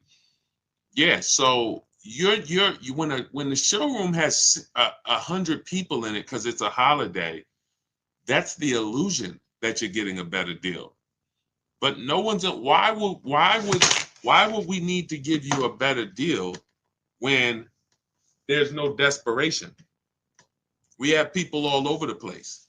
We got 100 customers in here. We have more customers than cars. Why would we be giving you a better deal? But years and years of commercials have helped people think that they're going to come into the showrooms at the end of the year. They're going to come at the end of the month thinking they're getting a better deal. And that's fine. It works great for car dealers. But what we know is we position ourselves. Sometimes the first week of the month is the best deal. Sometimes the second week, when car dealers look around and they see they haven't sold a car and it's the 10th of the month. They got to, they got to sell 200 new cars. They're only at, 30. So they're behind. See, what they've taught you is every month at the end of the month, car dealers just need to hit their numbers. Every month at the end of the month, come on in, because car dealers need to hit their numbers. So no dealers hitting their numbers on the 20th. No dealers hitting their numbers on the 25th. It's all coming the end of the month. Does that make sense? You get what I'm saying? Type a question mark if you're starting to think this doesn't really make sense. You tell us to come into the showrooms at the end of the month. You tell us we're going to get a better deal, but then at the same time, the place is so full. You could tell us no. You could throw us out, and you're still going to win. The end of the month is the time where dealers name their price and they say, hey, take it or leave it. We got too many people in here. Listen, Mr. Duncan, we appreciate you, but listen, we got way too many people in this showroom. The price is $6.99 a month. That's the best we can do for you. Listen, I'm sorry if it's not in your budget, but we gotta, that's the best we can do right now. Now they're letting you go. See, the last thing they want you to do is shop their competition. They don't want you to shop their competition. So they're going to let you go knowing that you're not going to go shop. And that's how people just end up saying, well, I guess I'll just take whatever they're offering. There's no desperation. So that's why I want to, as we just pass through holidays and we're going into more holidays, I like to get that out the way. Let's get that out the way. Let's get the foolishness out the way about the end of the month, better deals. And you can explain this to people from now on. Whenever somebody comes and tells you, hey, end of the month, you just ask them, how desperate are the car dealers at the end of the month? If they're not desperate, they're not going to make good deals. It's simple. So what you want to do is you want to be positioned. You want to be positioned, reach out to these dealers, let them know who you are, and you want to have 2 dates. 2 dates. Every time you buy a car, 2 very important dates. Soon as date, this is the soonest date you can make a deal. You should not be talking to dealers about prices until you can make a deal. Second date is the no later than date. This is your deadline. This is your lease is up. You've used your extension. This is you need a car. You got to get to work. You want to have those 2 dates. And you want to be shopping in between those dates. You want to be positioned in between those dates. That's why we reach out to dealers early. We're having conversations with them. If you have a lead, I always like to see you shop for at least 3 months. At least 3 months, because the offers are going to change every month. The used car prices are going to change, and you can monitor those deals. So I wouldn't say there's a best time to purchase a car, but there's certainly a worst time. And I think the worst time is when you need it and you're desperate in the dealership and you're there when they told you to come. That's just my opinion. I have never, because you can't get anything done from inside the dealership. You just can't. Can you get offers from competitors from inside the dealership? Can you get offers for your trade-in from inside the dealership? Can you get offers for your loan from inside the dealership? No. That's why it's the worst place to be. Just talk to these dealers online, let them know what you're looking for, and then work your deals that way. You could do it my way, you could do it your way. But stop going into these dealers talking these numbers, because you just have no control there. Okay? But don't fall for the crap. It's marketing. It works. It works. Come on, Dolan. Let's go to let's get some more in. Keep typing your questions, y'all. Let's see how many we can get to. Is the Jeep Grand Wagoner a good buy? I would type that into Google. Any vehicle you wanna buy, type it into Google. Type in 2024 Jeep Grand Wagoner Wagoneer initial quality. You should do this for every single vehicle that you're going to get. Type in Jeep Grand Wagoneer initial quality. Type in Jeep Grand Wagoneer reliability. Skim those articles. If you see anything that says less than average reliability, that's a red flag. You know, anytime you see things where people are complaining, this is initial quality tells you what people are saying the first 90 days. Reliability tells you what people are saying the first 3 years. That's what you want to know. For those of you who are buying new cars or leasing new cars, you want to be checking initial quality and reliability. For those of you who are buying used cars that you plan to keep for 8 to 10 years or longer, you want to be searching longevity. Longevity. 2018 Kia Optima longevity. Always put the specific year. And this 5 minutes is going to save you from having a vehicle that's in the shop every 90 days because you didn't check to make sure that it was a good vehicle. I'm not talking about making sure you get a good used vehicle. Some of you know, if you're not new to the stream, when we get a used vehicle, we always make sure we're getting a good title, good service records, great service records, good accident history. But we're not, but that doesn't determine if the vehicle has something we call bad DNA. Transmission problems. 80,000 miles, transmission's going to start slipping. Half of the people are going to have problems. Welcome, Day. I see. Welcome to the new followers. I see you. Shout out to the sharers. Thank you to everybody who hits the share button, continues to help grow this community and help get this information out. We appreciate you. But that's what you want. Every vehicle that you want to be looking at, get into the habit of doing this 5-minute check. This is actually in step 4 of my book. In my book, I break down the entire shopping process into 7 steps. And that's for new cars, used cars, leases. It's 7 steps. And step 4 is a step I call shopping, not buying. This is when we're deciding what we want. See, you have been taught you should just buy. You have mixed shopping with buying. You go in to shop, you end up buying. This is not strategy. You don't want to go in. Shopping is deciding what you want. You're about to make a 5-figure transaction. 5 figures. Every one of you, for the most part, some of you may be getting cars under 10 grand. Some of you may be getting cars over 100 grand. But for the most part, most of you are about to make a 5-figure decision. And you're not spending enough time shopping.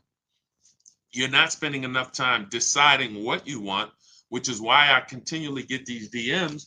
Deshone, I got a vehicle. I had it for a year. I want to get out of it. Well, no vehicle is made to be purchased and then replaced a year later without losing a lot of money, 20% minimum of what you paid. Get people who pay cash, they don't do this. So go ahead. I know I went off on a tangent there, but I think you got to go. You do those checks: longevity, initial quality, reliability. Each vehicle, type in the year, type in the make, type in the model. Initial quality is the 90 days. Reliability is the first 3 years. Longevity is going to tell us what's happening with that vehicle in the long term. Transmission, engine issues, things of that nature. Okay? Get in the habit of spending that 7 or 8 minutes to check those things, and you don't have to ask people about their opinions on cars because we just don't have enough information. 60 million cars are sold a year. It's probably 100,000 Jeep Wagoneers out there. There's just not enough. No person has enough information to tell you whether that's a good vehicle or not. Okay, but Google definitely does. Go ahead, Dolan. All right, keep typing your questions, everybody. Good to see you, Paul. Good to see you, Lily. Good to see you, B. Haynes. Is it better to lease first and buy out? We never want to buy out our leases because the benefits of leasing are clear. Low payment, cents on the dollar. Let me show you what that looks like. So you look at Raphael. Raphael's driving a $46,000 Jeep Grand Cherokee. She's paying $549 a month, no money down. That means that's an incredibly low lease deal. It's a 1.19% lease. Some of you who lease may be familiar with the 1% rule. If your monthly payment is 1% of the MSRP or less, it's a steal. Incredible value. You're driving an expensive car for cents on the dollar. You look at somebody like India. India got a Hyundai. You guys can't see this on TikTok, but if you're on Facebook or YouTube or Instagram, you can see this. India got a 2024. She didn't like the lease program on the Corolla. She got a 2024 Hyundai Elantra, 36 months, $365 a month, no money down. That's an Elantra Limited. So it has all the nice features in it. It's not the base model. $365 a month, no money down. Some of you, you're better getting your child this instead of getting them a used car. You should be leasing them a car. But these are the benefits of leasing. Ansley, $58,000 vehicle, 2024. He's paying $554 a month, first payment down only. This is actually the same vehicle I got. I got a $54,000 one, $499 a month with $1,200 out of pocket. Infiniti QX60 Lux. I got the Pure, $54,000. So these are leasing. You drive a brand new car, cents on the dollar. The same car, some of you know, every $5,000 on a car loan is about how much per month? Let's see, who's new here? See if we got any people here that know the rules of what we teach, because a lot of what we teach here is principles. We do teach a lot of principles. Who knows every $5,000 on a car loan is about how much per month? We just want to drive the point home that you should not be on the fence about leasing or buying. I'm going to tell you why. We have a rule. It's step 1 in my book. It's called the 8-year rule. It says very simply, if you're not keeping your car, the next car you're shopping for, if you're not keeping it 8 years, you should be shopping for a below market lease. Thank you, Julie. $100. Thanks, Patricia. $90 to $100. Yes, MBG, $100. So when we say, see, part of the reason why people haven't learned about leasing yet is because they're getting bad lease deals. They're looking at these commercials. They don't know about below market leases that me and my people get. And they're judging those lease deals compared to a purchase. And that's why they're not leasing. So when you look at somebody like Ansley, this $58,000 vehicle, he's leasing it for $554.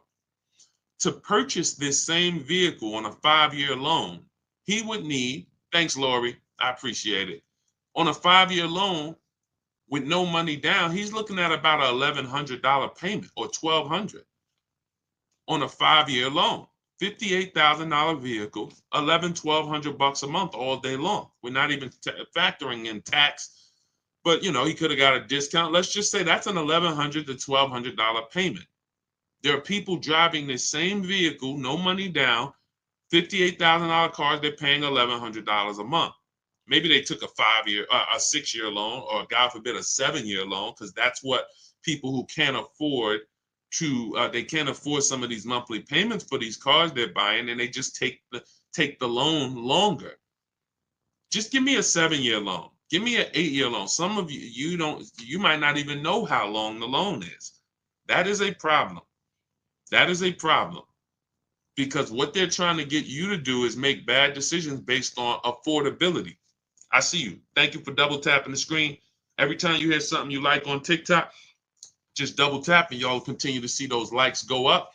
And TikTok lets everyone on TikTok know we're talking serious business over here, brings more people over. So thank you to everybody who's double tapping that screen. We appreciate you. But this is not even close. Leasing versus purchasing is not even close. Look at India's deal again. This Hyundai Sonata Limited. If that's a $30,000 vehicle, close to, let's say it's a $28,000 vehicle, that's a $500, almost $600 a month payment for 5 years. So when she's paying $349 a month, these are real differences. Real differences. So that's why we don't go. And now, again, to wrap up the answer to your question, see, you'd have to be switching. See, leasing is so good. You'd have to be switching your entire ownership philosophy to stop leasing and to buy out your lease, which is buying a used car. That's all you're doing. Whenever you lease, you're buying a used car. The only difference is it's your car. It's no different. When people would come into the store, when I worked at Mercedes, they would buy their lease out, or General Motors. They buy their lease out, and then we put the new plate on for them. They're not even excited. They just signed up for a 5 or 6 year deal, 5 or 6 year loan on a car they've already had for 3 years.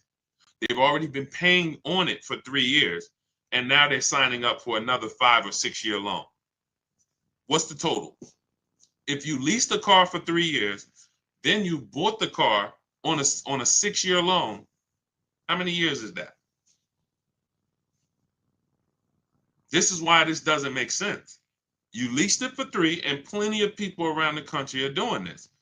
They lease their cars for 3. We never do 4 year loans, 4 year leases. Never take a 4 year lease. You're paying too much for a vehicle you're giving back.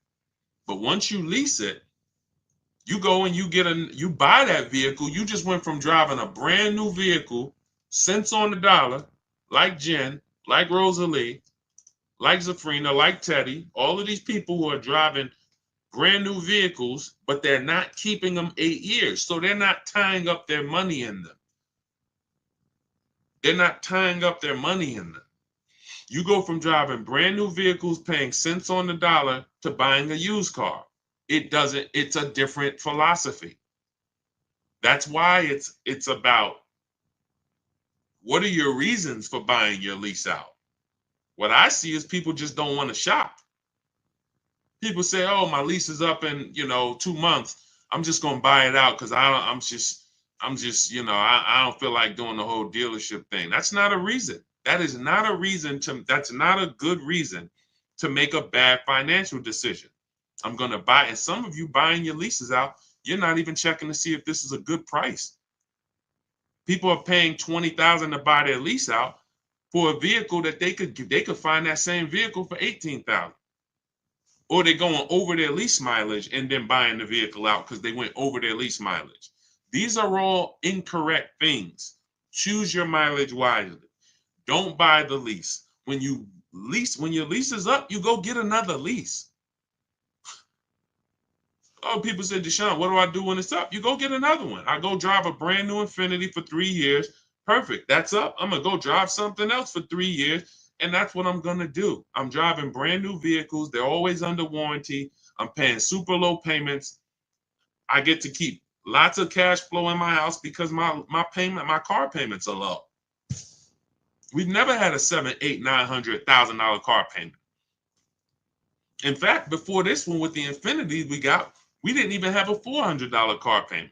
These are the first payments we have that are in the fours, and they're for 50-something $1,000 vehicles. It's just not even. Any questions you guys have about leasing, feel free to ask. That is certainly half the battle. Besides you not knowing how to shop dealers and put them against each other, the leasing versus buying is losing you thousands of dollars. Every time you purchase, but you should have leased, you lost thousands of dollars. $5,000 to $7,000 each car, maybe more, because you just can't put a price on. Zafrina here, $65,000 vehicle, she's paying $579 a month. Incredible lease deal that she got using our system. So if you want to know, obviously, hey, Deshone, I need to know about leasing, and then I need to know, how do I get these deals? Deshone, I'm not leasing, I'm purchasing, but how do I make sure I save all the money off of these cars? That's all in my new digital book. We used it. This is everything we talk about here. You want to learn to put dealers against each other. Stop negotiating with dealers, start making them bid, because every dealer has a different price. Remember this. It's like when you walk into a supermarket, if you see spaghetti sauce on sale, $3.99. You walk into another supermarket, the exact same spaghetti sauce is not on sale, it's $6.99. And then you walk into another supermarket and you see another sale, the exact same spaghetti sauce is $1.99. How is that possible? Retailers are selling for a different price. Same thing with cars. One Nissan dealer has a different price on the Nissan Altima than this Nissan dealer. Everyone is different.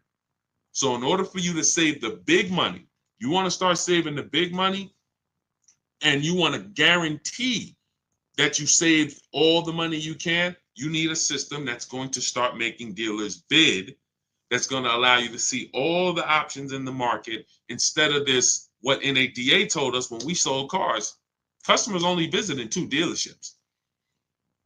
That's NADA, which is a huge company that reports to car dealers and tells us what's going on in the market.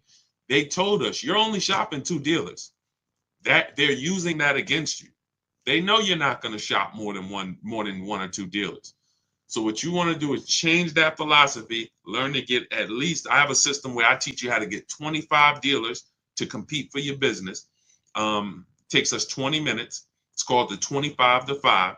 We do this for new cars and leases.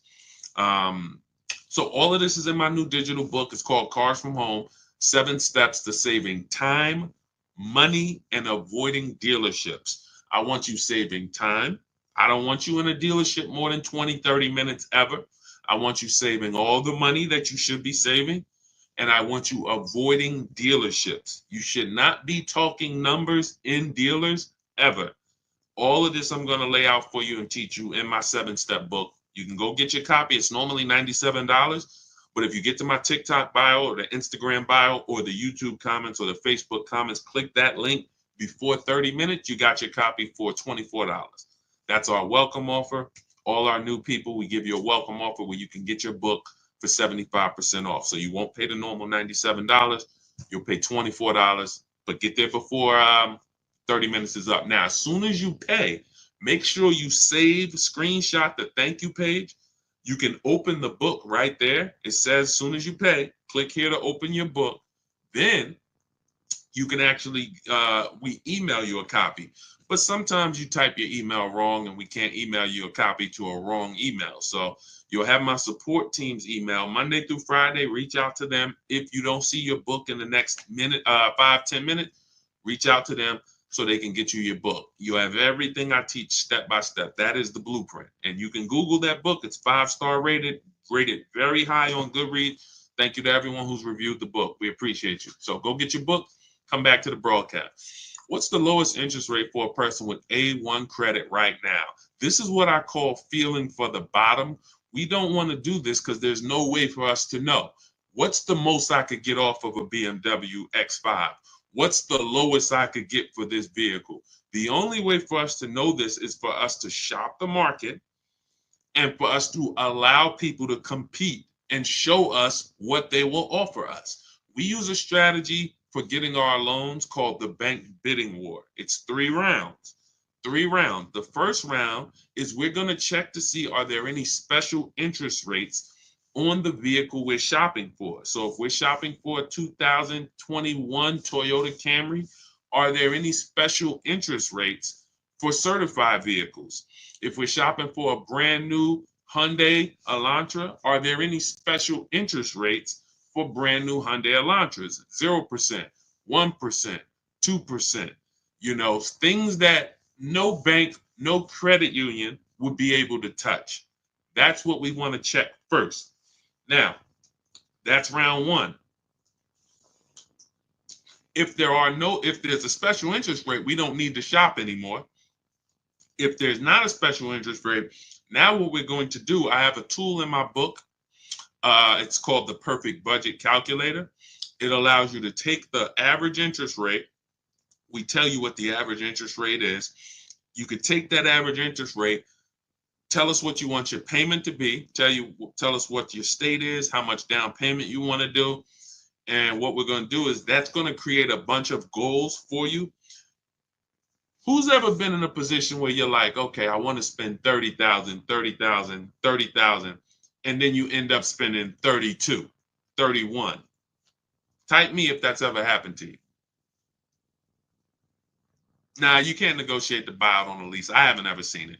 That number's set from the start. So what happens is when that happens, what you're dealing with is well, let's stay on the bank. Let's stay on the bank bidding war round 2. So once you have this tool, and again, the reason why, see, some of this stuff I invented. I'll give you the manual way to do anything that we do. Anything you want to try to do on your own, I'll give you the manual way to do it. We reach out to 25 dealers online. You could go and you can call around. I always tell you, ask for managers. Try to deal with only managers. If you don't want to talk to anybody, you use our system. But there are tools that we've created that no one else uses because we made them. So in my book is something called the Perfect Budget Calculator.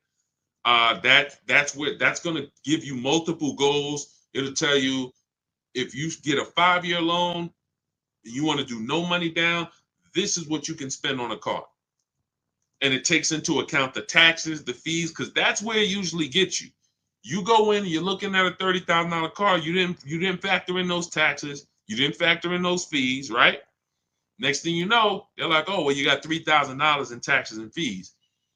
Our calculator factors in for that early, and it tells you if you want to be at this payment, no money down, 5-year loan, that this is the state you live in, you can't spend any more than this on a car. And then it gives you other goals. And your max goal is going to be a 6-year loan with money down, using equity at your monthly payment. See, the reason why you're going over budget is because you don't have any goals below your max budget. I'm going to say that again. Type a $ if you understand. When you go into the dealership or you go shopping with your max budget in mind, you're usually always going to go over. What you need is multiple goals below your max. Once you have multiple goals below your max, now you can actually go in and start to look, can I find a vehicle for $23,000? Nope, I can't. All right, then I got to go up. Can I find something for $27,000? Nope, I can't. $28,000. Now your max budget might be $31,200, but we're not going there yet. And that's how you want to raise your budget. You never want a car salesman raising your budget for you. You want to raise your own budget. And in order for you to do that, you have had to set it. So I created it's called the Perfect Budget Calculator for those of you who are buying, purchasing cars. You plug that in, it's going to be your best friend. Now I have lease calculators and calculators we use for leases, calculators we use for used cars. But this is the stuff that when I say I want this book to be the most valuable book you own, top 3 most valuable books you own, I mean it. Those calculators alone are worth the price of admission to get your book. Okay, but we always, so once you find your vehicle, now we remember this. Never let anyone access your credit with a hard pull before you find your car. Welcome, Ray-Bans. Welcome, Janet. I shout out to the new followers. Thanks, Lori. Never let anybody run your credit with a hard pull before you have found your car. Once your credit is accessed with a hard pull, there's something called the rate window. The credit bureaus allow you to shop competitors. You can call, once you make your deal, you can call Bank of America and say, hey, give me an offer. Navy Federal, give me an offer. Chase, give me an offer. TD, give me an offer. You can let all these people run your credit. And at the end of the rate window period, it takes us 2 days to do it. it's going to have the same effect on your credit score as one hard inquiry. So when you go out and you find your car, you make your best deal, don't take the car. Don't say, oh, you want to take it today? No, there's a couple reasons you don't want to do that. First of all, especially if you have marginal credit. Sometimes the loan doesn't get funded. You got to bring the car back. But the real reason is if you're getting a loan, you want time to come home and shop your interest rates. That's the real reason. Put the car on hold. If you're not home already, you want to be home shopping interest rates. Or you're just going to buy the car and you'll always wonder, could I have gotten a better interest rate? It never goes away. I could ask you 3 years down the road, hey, you think you could have got a better interest rate on that? I don't know, man, probably. But when you had 10, 15, 20 banks competing, who understands that you're not going to have that thought? You're not going to have that buyer's remorse. Hey, you think you could have got a better loan? Nah, man, I had 20 banks look at my credit. No, and then I gave the dealers banks a chance to see if they could beat it. I got the best rate. You see what I'm saying? You want to guarantee. That's the difference. When you use what we're teaching you, you'll be able to guarantee that you paid the lowest amount for a car. Guarantee that you got the most amount for your trade-in.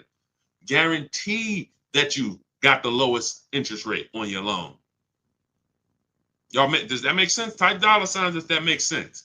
The world that we want you to step out of is a world where you had no assurance. You couldn't post your deal like Ansley and like these people I'm showing. Milligan.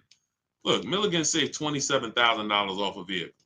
It's doesn't even seem real. $79,000 electric Mercedes EQE. She got it for $51,300. Those of you who are on Facebook and Instagram, YouTube, you can see it. These deals don't come by accident. None of these people are posting their deals by accident. These come through strategy, making dealers bid, using the Cars from Home system. Cars from Home, this is where your power is, at home. This is where you make people compete, at home. You use this thing that God gave us called a computer, and you use it for your advantage. And you're going to be blown away by how empowered you are when you actually start shopping for cars the way you shop for these other things in life. You use the internet to shop for everything else, but when it comes to cars, you're not using it effectively. You haven't been taught how to shop for cars effectively using the internet. And that's all we do. We will never go in and spend more than 30 minutes in a car dealership negotiating or anything. We're not even ever negotiating in a dealership. You want your deals to be made from home.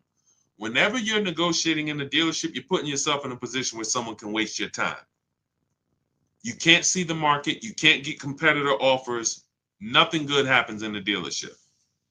All right, so that's the process we use, the bank bidding war process. Every other process to get your car loan is going to lead to buyer's remorse. It's always going to lead to, did I do the best I could have? When you get the bids, as soon as you get my book, you get a blueprint called the Bank Bidding War Blueprint. I haven't combined it into my book yet, but for those of you who are getting you're financing your next car, it could be a used car, it could be a new car. But for those of you who are going to be financing, you're going to be you want to use the Bank Bidding War. That's going to be your only way to guarantee that you got the lowest loan in the market and you paid the lowest interest in the market. Okay, so all of this is in my new digital book, Cars from Home. For those who just jumped on, it's a digital book, so it could be in your inbox in literally 3 minutes. It's normally $97. Part of my welcome offer, you can get your copy for $24, but it's only for 30 minutes. You got to get to my TikTok bio, the Instagram bio, the YouTube comments, or the Facebook comments. Click those links. You'll see as soon as you click, has Get Deshone's new book, 75% off. As long as that timer hasn't hit 0, you got yours for $24. Once the 30-minute timer hits 0, the price does go back up to $97. And it's worth every penny. You can Google the book. You can read about it on Goodreads. You can see all the people who've reviewed it. But as part of my welcome offer, I would like you to, $24 is better than 97. So go grab your book, come back to the broadcast. As soon as you get your book, make sure you screenshot the thank you page. That has my support team's email. Some of you, you're typing very fast. You don't realize you type your email wrong. We can't email your book to an incorrect email. So Monday through Friday, you can always reach out to my support team if the book is not there in the next 5 to 10 minutes, and they'll get you your book. Make sure you check your spam too. Sometimes it does go to spam.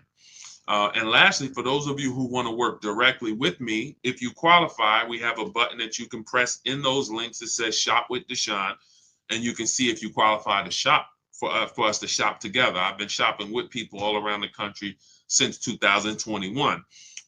So you can go to those same links. You see me sharing a lot. You see me sharing a lot of people in my Facebook group. It's the same system. It's just everyone learns different. Some people like a do-it-yourself system. Give me the do-it-yourself, Deshone. I'm going to follow the blueprint. That's my book. Some people like a done-with-you solution.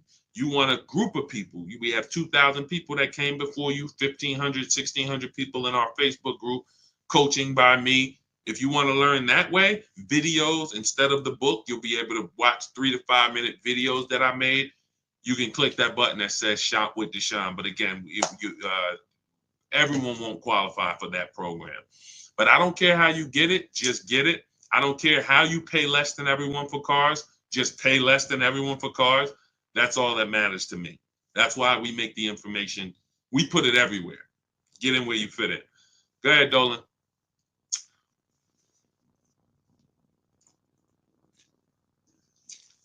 What about buying a car with an active bankruptcy?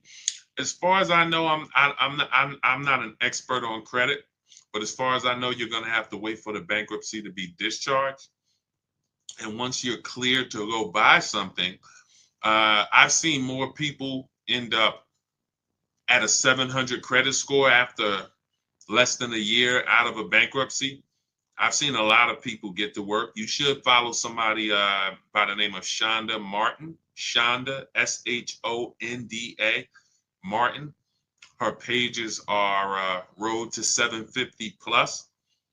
She's all over YouTube, Facebook, Instagram, TikTok. Road to 750 Plus. And what she does is she gives these insiders. She's just like me, except with credit, because she has the tools you'll need to get yourself to a great credit score fresh out of this bankruptcy. But I have seen people who came out of bankruptcy and they had a 700 score like within a year. If you're doing the right things, you can literally rebuild your score to a 700 very quickly. But I wouldn't know how to, if you didn't need a car before then, I would hold off. I would get an inexpensive car. Excuse me. I try to find something on Facebook Marketplace, $1,500 to $2,500 until I could get my credit to where, see, if you don't have the credit right now, most people are going out to flex, and they shouldn't be going out to flex. They should be setting themselves up. In my book, I teach a strategy for, you got to know, are you keeping your car long term or not? If I'm keeping my car 8 to 10 years, but I have bad credit, that's not a hard fix. I got to get a great price on the car, and then I'm going to refinance the loan. Now, that's easier said than done. That's why we have a book about it. You have to get a great price on the car, because oftentimes people with bad credit, they're taxing you on the car and the loan. You're overpaying for the car and the loan. And so, if you're there's nothing wrong with overpaying for the loan because you don't have good credit. But you need to get a great price on the car. And I know you may have not been taught to separate these things. Another thing we do with the Cars from Home system that we teach is we separate our transaction. Who you buy your car from, that's different than who you're going to get your loan from. That's different than who you're going to sell your old car to. Some of you, who's given a dealership 3 transactions? You bought a car from them, got a loan, traded your car in. Type me. If you've ever bought a car from a dealership, they got you the loan, and you traded your car into them, type me. Dush's, I see you on Instagram. It's in my Instagram bio. Click the link that's in my Instagram bio. There's a website there. Click that link. Come on, everybody, lock in. Lock in. I forget. Let me. Now I forgot the question that I just asked. See, sometimes I get to read in comments, and then I forget the questions that I asked. What's up, Hi Taylor? Okay, we're talking about separate. Okay, yes. If you guys have, so who's bought a car, traded in a car, and got a loan from the dealership? Let's see. Who's going to be honest? Sometimes people don't like to be honest because they think we're going to talk about them here. But we're using you for a real example. If you're here, you could deal with the bad news because that's what I am first. Nobody's going to get to the good news coming through this page without getting the bad news first. That's just what we do here. I got to tell you the mistakes you've been making, not shopping around. I got to tell you the mistakes you've been making, not leasing, not separating your loan, not separating the loan from who you buy the car from. So every single time you buy a car from a dealership and get a loan and you trade your car, that's 3 transactions. That's 3 different transactions that you just did with that dealer. You bought a car from them. You got a loan from them. See, there's people in the loan business, they don't sell cars. Think about that. There are people that are in the loan business, they do not sell cars. All they do is sell money. They don't have a car to sell you. They just want to give you a loan. Don't you think you should give them an opportunity? Yes or yes? Come on, stay by your keyboards. I know the people that are getting the most out of what we do here because you're always the most active. Some of you can't always type, but some of you who are active, I know you get the most out of what we do here. So when you look at there's companies that only want to give you a loan. We need to get their offers. Now, the 3rd transaction is for those of you who've traded in a car. You've traded in a car. We don't trade because when you trade, you can't get bids. We get bids. We don't trade cars. We like to get our car on the market, on the online market, see companies like CarMax, Driveway, Carvana, AutoNation, Car Guru. These companies will write a check for our car, cut us a check the same day. So those of you who are just going into the dealer saying, hey, what will you give me for my old car? You're losing thousands of dollars. You're not putting your car on the open market where the buyers are. This isn't private party sales. This isn't Facebook Marketplace. These are companies that come, look at the car, inspect it, they go and cut a check. This is what we need to be doing. This is why we make the big money. Where's Michelle's deal? Michelle, and then you could always give the dealer a chance to match it. Where's Michelle's deal? $12,000. Look, $12,000 she was getting from Carvana. She was going to sell her car to Carvana. She ended up making a deal on her Honda Pilot, $597 a month, no money down. Look, and the dealer ended up matching the $12,000 equity. There's nothing wrong with that. Once you get the number from Carvana or Driveway or CarMax or Kelly's Blue Book Instant Cash Offer, we always give the dealer a chance to match it or beat it, but we have to come in with a number. Same thing with the bank bidding war. When we getting our loan, we always get a loan. We give the dealer a chance to beat the loan, but we have to have an offer. Everything that you want to be buying when it comes to your car, you want multiple offers. My 2 favorite words. I love them. I'll put them on a shirt if I could.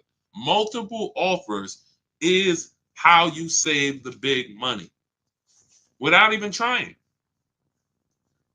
I got $8,000 off this Infinity truck it took me 90 minutes to do. I went and picked up the vehicle weekend before last. It's easy.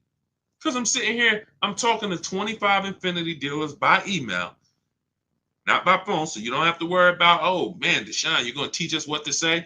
No, I'm going to teach you how to type. Once you learn how to type, you don't have to worry about what to say because you're just going to use my templates. I have all the emails written. I got all the templates written. You know, all it is just knowing what to say when dealers ask you, hey, when can you come in? When can I get you on the phone? Hey, we only are in person. You know, all the stuff that dealers are going to ask you, that's what my scripts are. Hey, we don't do quotes online. All of this stuff. I know because I used to work. I used to have to send those same emails out. It's nothing new. So yeah, that's it. That's it. I would focus on, you know, getting your loan separate. I know I was talking about with bad credit. If I'm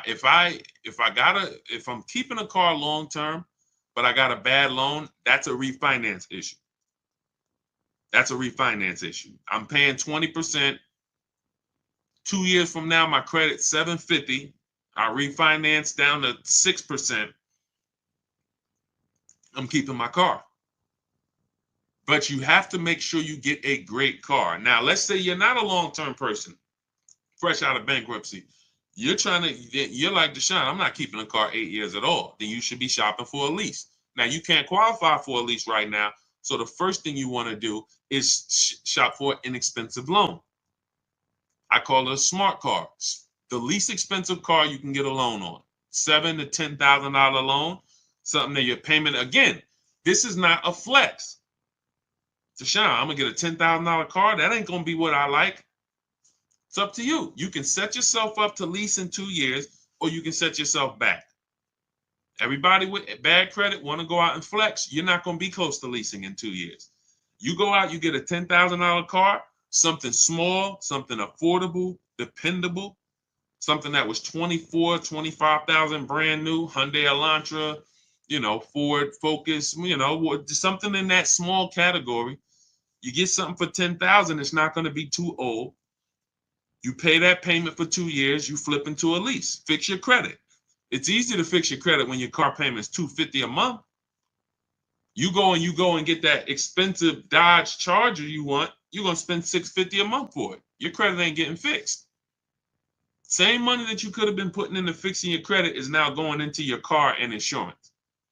That's why if you can't qualify for a lease, you should be getting an inexpensive car, $10,000 loan, get something small, dependable, build up a solid payment history for 2 years, and then you trading out of that into a lease. Don't need a car right now. Do you think interest rates will come down soon? You know, Juliana, it's no way for us to tell. That's why we just want to make sure we're shopping lots of banks, because we don't know what the bottom is when it comes to interest rates. So I of course I hope, but until I hope interest rates come down, but even when they do, we still need to be shopping. There's so many banks out here and credit unions. If a bank tells you your rate is 7.9%, what's to stop you? How do we know that that's a good rate? We don't. The only way we know it's a great rate is if we shop around. We get 5, 10, 15 offers for our rates. Now we know 7.9 was the best because everything else is higher. You see what I'm saying? That's the difference. Go ahead, Dolan. What's the highest doc fee you've seen? $8.99. It's a little obnoxious. Unfortunately, sometimes, you know, some of the dealers, if they win the bid, they might have a higher doc fee. But yeah, that's usually, and again, whether it's a used car or a new car, once they win the bid, if they're the best price car, if they have the high doc fee, it doesn't matter. They're still the best. Okay, go ahead, Dolan.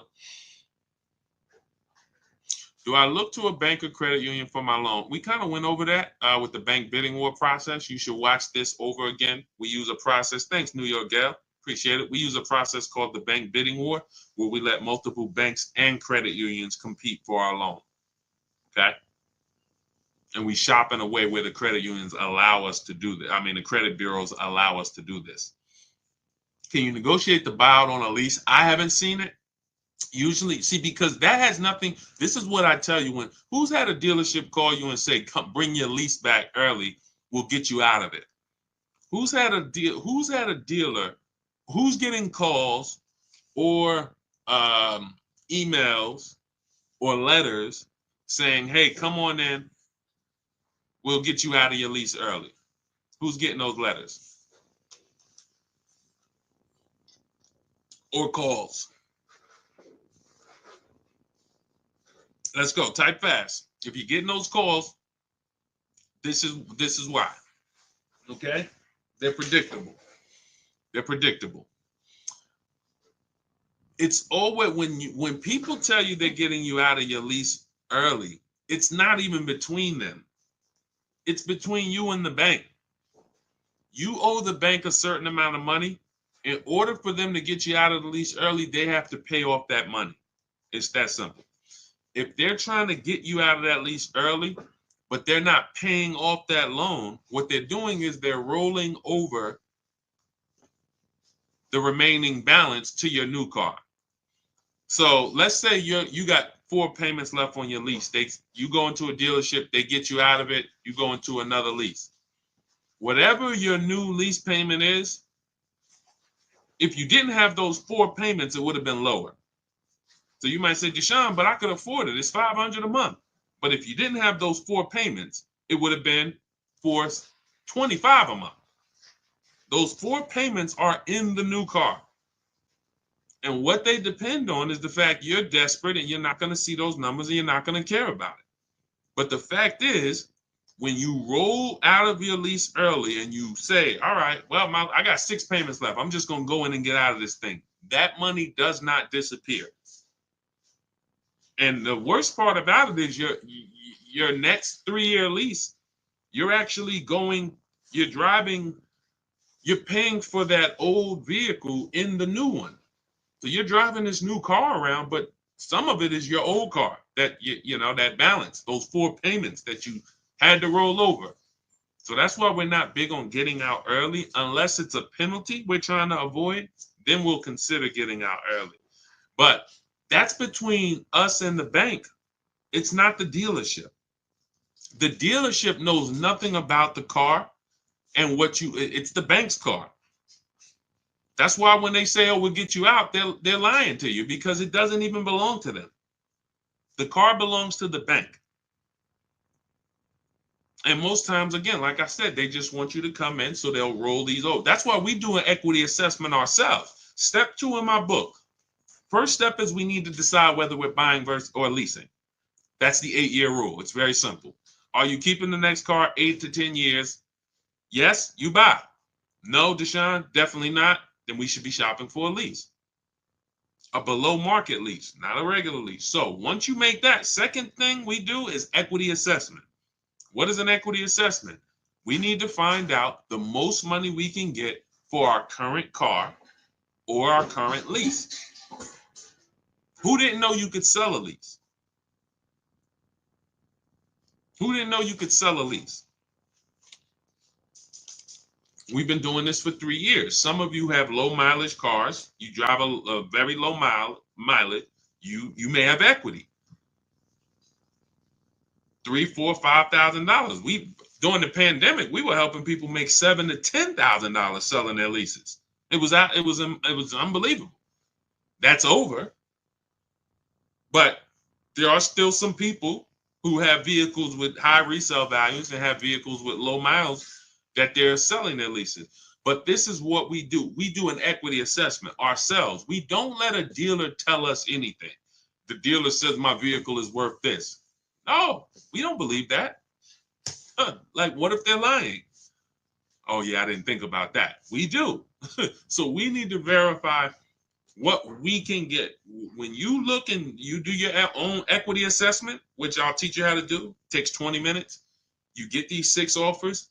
You can see, wow, I see I could buy my lease for $20,000. Somebody wants to pay me $22,000. That means I could get out. You don't need a dealership to tell you, oh, because some of you gonna see, wait a minute, it don't look like I could get out my lease early, Deshone. I says I owe $20,000, but I'm only getting offers at 18, but I owe 20. Yeah, that means you got to stay in it until the end. You can't break the contract. Oh, so what if I call a dealer? If you call a dealer, they're going to put you on a car. It's not even a question. A dealer is never going to say we can't put you on a car unless it's a negative equity, too much negative equity, or credit is way too bad. But a dealer, thanks New York Gal, a dealer is never going to say, nah, this is not that's why I got in trouble every now and then, because I used to tell people, hey, give it a second, wait, let's talk in 2 months. And they used to say to me, why'd you let them leave? I'm like, listen, I think we can make a better deal for them in 2 months. Yeah, we could force something now, but why do we force it now? And that's the thing. They would rather force a deal, have you say, oh yeah, well, that's good, versus let's just wait 2 months for a much better situation. So these are the things when you're dealing with me, this is how we move. And anybody who knows me in New Jersey, they'll tell you this is the way I've been. I have not changed. When I worked for Mercedes, it was the same way. Somebody came in, tried to buy their lease out, I'm trying to slow them down and talk them out of it. What are you doing this for? This is a horrible idea. Somebody came in and they kept buying their cars and they should have been leasing. I'm talking to them. Hey, you know you're spending a ton of money. You could be leasing. And a lot of those people who are open to financial literacy, they listen. But that's the way I've always been. When you take this car buying thing seriously, you're gonna see how much money is in it. The people who don't take it seriously, you don't know how much money you're losing. You don't know you're losing 5-10 grand every single transaction. You don't take it seriously. But there's no way you're gonna get the results that we get. Danielle, Greg, 1% lease. Bonita, during the pandemic, $600 a month on a Kia Telluride. People was paying $800 a month for these during the pandemic. Look, $54,000 BMW, $690. Sean's $20,000 discount off his F-150 Lightning. These are the things these things don't happen by accident. So those of you who are like, Deshone, I don't want to remember all of this. You went over a lot. I know I'm not going to remember all of this. Grab the book, grab your blueprint. That's that's Cars from Home, my new digital book, 7 steps to saving time, money, and avoiding dealerships. Cars from Home, 7 steps to saving time, money, and avoiding dealerships. You don't have to remember any of this. You'll have everything in a step-by-step format. First step is the most important question. It's the 8-year rule. As soon as you open the book, the first thing you are trying to decide whenever you buy or lease a car is 8-year rule. Am I keeping it 8 years or not? If I'm not keeping it 8 years, I'm shopping for a lease. It's just too cheap. The prices of these leases that we are getting are too cheap. Nobody can compete with, no buyer can compete. I don't care if you buy used, I don't care if you buy new, you cannot compete with below market lease deals in the short term. In the 8 years, you'll win. Once you get to 8 years, yes, you won. You paid all of that money, paid off your car. Now the depreciation is cooled off, you won. But in the short term, the leasing person is always going to win. Always going to win. Ansley, $554 a month, $58,000 car. He's winning. A person who's purchasing this vehicle is spending $1,200, $1,100. Even if they bought a used one, they're still spending $800. You see what I'm saying? So step 1 is always the leasing versus buying question. Thanks, New York Gal. Appreciate you. Step 2, equity assessment. For those of you who have a vehicle that you'll be replacing or a lease that's gonna be expiring, we have to do an equity assessment on that. See how much money, can we pull any money out of it? Is there any equity? Then we move into deal-focused budgeting. How do we know a deal? How do we know a deal when it appears? Then we move into shopping, not buying. This is when we do our test drives. This is when we decide what we want. Many of you, you're not spending enough time deciding what you want. You're letting people rush you to make a $50,000 decision. This is not what we do. Step 5, we move into the market. We start getting offers. If you're buying a used car, I'm going to show you how to use my marketplace strategy, where you see the entire market within 100, 150 miles of you, and you're going to narrow it down based on title history, service records, accident history. I'm going to show you how to get the original price of the car. We do that in a couple different ways. You need the original price so you can see what's in the car, and so you can see how much discount you're getting off the original price. This is our used car strategy. That's all in there step by step. Step 6 is paperwork. Step 7 is delivery. By the time you get to step 7 in my book, I'm congratulating you on delivery. Either they're delivering the car to you or you're about to go pick it up. That's how it is. And it's in there for leasing, purchasing, new cars, used cars, high mileage drivers. It's all in there. And you can get your copy. It's normally $97. You can get your copy for $24 as part of my welcome offer, but it's only for 30 minutes. So you can go to my TikTok bio, my Instagram bio, the YouTube comments, or the Facebook comments. I have a link there for you. Click that to activate your 75% off. And then you'll see a button that says click the book. As long as you get there before the 30 minutes, you got your copy for $24. Okay, make sure as soon as you get your book, please screenshot the thank you page so you have my support team's email.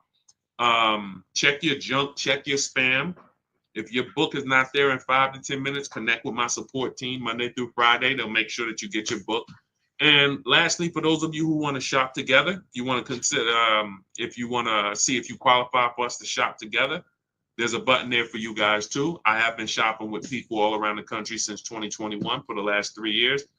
This is where instead of reading, you guys have access. You'll have access to videos. You have access to coaching calls with me twice a month. Our private Facebook group. However you decide you want to learn, doesn't matter to me. I just want to make sure you pay less than everyone else for cars.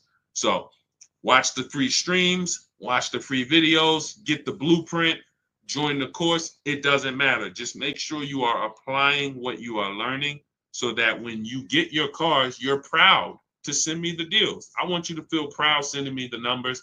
And the only way you're going to do that is to shop the market. Okay? Confidence comes from shopping the market. Every single car you're getting, you should be getting at least 5 to 7 offers minimum. Okay? And that's what we want you to do. That's how you save the big money. My Dukes, the book is in the TikTok bio. Just click the picture of me. Go to my TikTok bio. You'll see a website there. That's where you'll get your 75% off at. Okay? Eliza, welcome. Welcome to the new followers. Thank you, everybody, for tapping in. We will be back for another stream.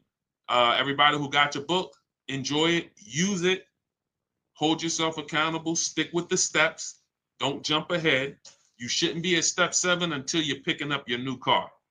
Okay? And for those of you who are working with me personally, I'll see you inside. I'll see you on our Facebook group. All right? God bless. Let's continue to unlearn so that we can relearn.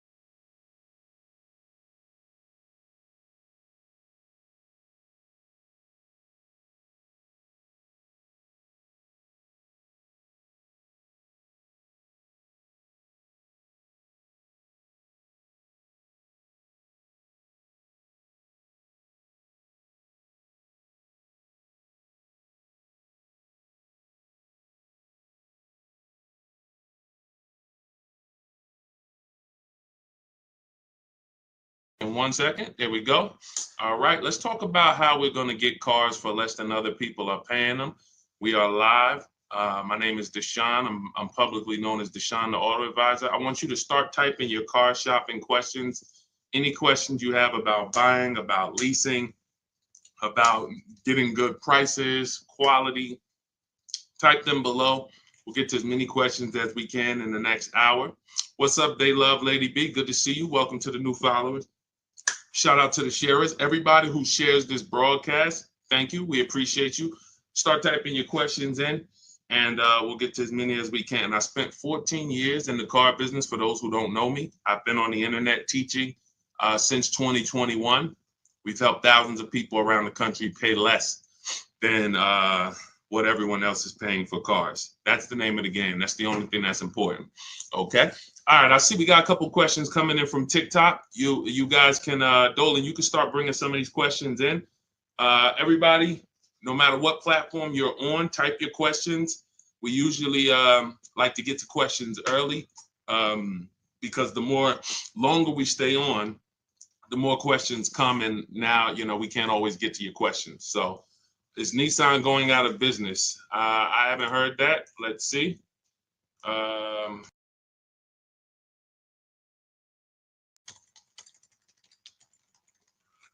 see it's a popular question online. So in dire straits, but could Honda save the day? Nissan will cut 9,000 jobs worldwide, cut production capacity of 25%, and totally overhaul its product lineup. Unable to reinvent itself after disgraced former CEO Carlos Ghosn was arrested. Okay, you might be onto something here. Nissan has just announced November 2018 announced that its profits this year will be 70% lower than expected and suffered a $60 million loss last quarter. We'll see. In addition to slashing jobs, cutting production, y'all got to get out there and buy some Nissans. But listen, it takes a lot for a manufacturer to go under. A lot of the times what they're doing is they're overproducing cars. They're just making way too many cars for the amount of sales they have, and then they end up having to subsidize and give them away, rebates, incentives, low interest financing, and they end up, I guess, netting a loss when they do this stuff. So, they're going to go down. Remember the days, who remembers you used to walk into a car dealership, it was 200 cars in the back. When I worked at Mercedes, we literally, almost every deal I worked at, whether it was GM, or whether even the Lexus deal, I worked at a Lexus dealer for a couple months, and it just always had like 200 cars. Who remembers that? I don't go into dealerships to buy cars now, so I don't know what their inventory looks like. But this is more reason why you guys need to learn how to negotiate from home and start to put dealers against each other, because they are going to use this against you. When you walk into that dealership, they're going to use the fact that production is low. That's why when we're home, we're talking to 25 dealers. It doesn't matter what one dealer says. So no matter what dealers go out of business, no matter what, the name of the game is staying home, putting dealers against each other so that you pay the best price. I don't care about anything else. I don't care if it's 20 dealers in the country or 2,000. I'm calling the 20. We're putting them against each other, and we're going to find out which of the 20 is going to sell the car for the lowest price. That's the name of the game. Nothing else matters. Okay? Nothing else matters. Everything, and for those of you watch the streams, you watch my free videos all over social media, if you want the exact blueprint, everything that I teach step by step, that is my new digital book. It's called Cars from Home, 7 Steps to Saving Time, Money, and Avoiding Dealerships. So you're going to have an entire 7-step system for getting below market leases, purchases, new cars, used cars from home. You're doing 90% of the work from home. We only need to be in dealers to test drive. We only need to be in dealers to pick up. We are not negotiating from the deal inside the dealership. So if you want the exact blueprint, that's my new book. You can see it's rated very high online. Thank you to everyone who's reviewed the book. You can get a copy. It's normally $97, but as part of my welcome offer, for 30 minutes, you can get a copy for 75% off, which is $24. So go to my TikTok bio, my Instagram bio, the YouTube comments or the Facebook comments, click those links, and then grab your book at 75% off. And you'll just have everything I teach step by step for putting these dealers and banks against each other. Okay, go ahead, Dolan. Shoot the next question up. Keep typing your questions, everybody. Let's get to as many as we can. What's up, Wilfredo? Stephen May, good to see you. See the people checking in on TikTok. Is it better to buy used than new? It's two things. Affordability.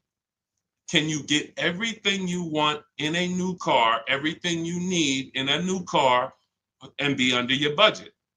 If so, then you have the option of getting a new one or a used one. You could afford both. Some people can't. Some people say, I need a 3-row SUV. I want it to have leather, remote start, navigation. I want it to be in a luxury class. And I can't get all of that. I can't get everything I want in a new vehicle for my budget. And they end up buying pre-owned. But if you could afford both, then it's really a matter of your values. Do you want, so you guys know, how many years do I teach? Let's see. Listen, everybody go to your keyboards. I want to know how many new people we have on here. If this is your first time on a stream with us, type the number 1. Type the number 1. Okay, Monty said 8.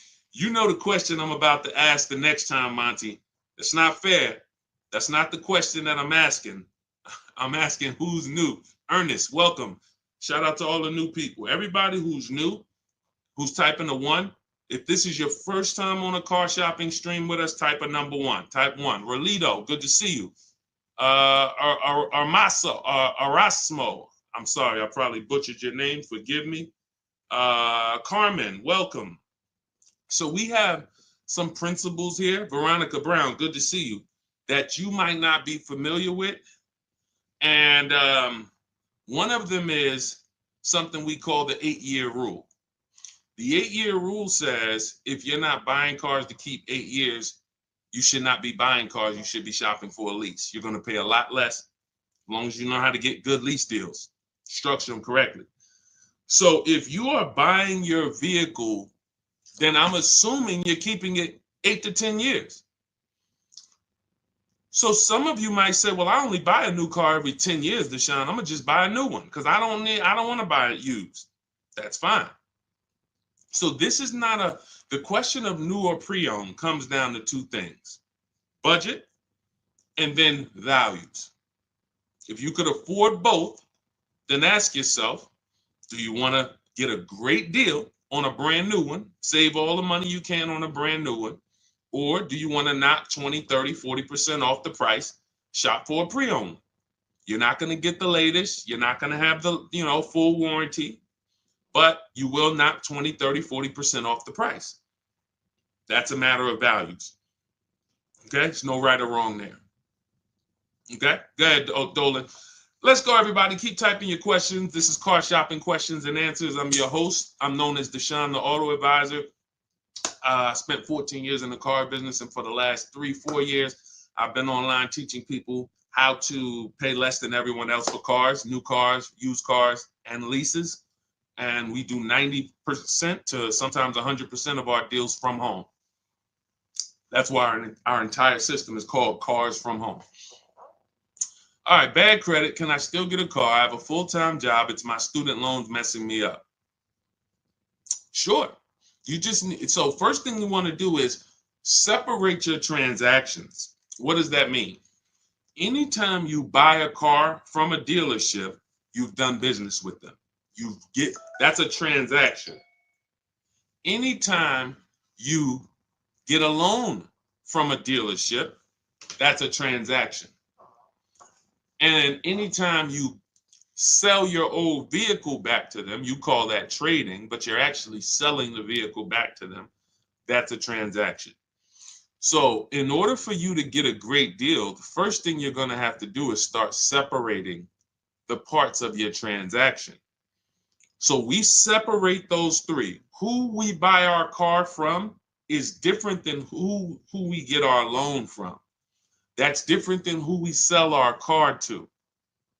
Because if you give your car, you trade your car into a dealership, they give you $10,000.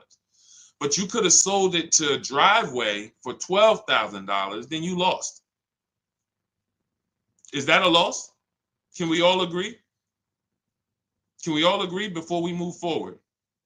This person's asking, they said they have bad credit. They want to know if they can get a job. If you could have sold your car to a buyer like Driveway for $12,000, but yet you lock in, y'all. Come on, y'all know the people who get the most out of what we do here are on their keyboard. They're not eating cereal and watching a bunch of stuff while they're trying to listen to me in the background. You're not going to save thousands of dollars on cars being distracted. So going back to the separating of the transactions, if you don't separate your transactions, you can't make sure you got a great deal on each one of them. Hit the like button if y'all understand that. You need to get a great deal on your old car. That means whoever, if there's buyers out there, you need to get the most money for your old car. If you don't get the most money for your old car, you didn't get a great deal because you left some money on the table. If you could have got a 4% interest rate or a 5% interest rate, but you're paying a 6% interest rate or an 8% interest rate, you didn't get a great deal. Hit the like button if y'all understand that. This is okay, I got a great deal on this Honda that I bought. The dealer took off a bunch of money. It was the best offer, but on my loan, I should be paying 5%, but I'm paying 7.9% because I didn't shop around for my loan. I didn't get a great deal. I got a great price on the car. So this is the name of the game.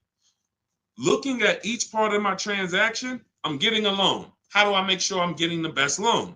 I need to get bids. You're going to get familiar with that word the more you hang around here. Bids. Bids. See, somebody's asking, 2017 Audi A4, 8.2% APR. Is that good? The only way, see, that's a buyer's remorse question. Unfortunately, and this comes from mixing transactions. If we had shopped for our loan separate, you bought your Audi A4, got a great deal on it, put it on hold. Don't take it home the same day. Who knows, the dealers love to get you. When we sold cars, we wanted you to take it the same day because we didn't want you to change your mind. But at the end of the day, there's some downfalls to you taking a car the same day. You can't shop around for your interest rate. So now you're out here paying 8.24%. How do we know you couldn't have got 6.9? How do we know you couldn't have got 5.9, 7.1? How do we know that? Did you see enough offers for you to know that? See, if you had said to me, I know you didn't because you're asking that question.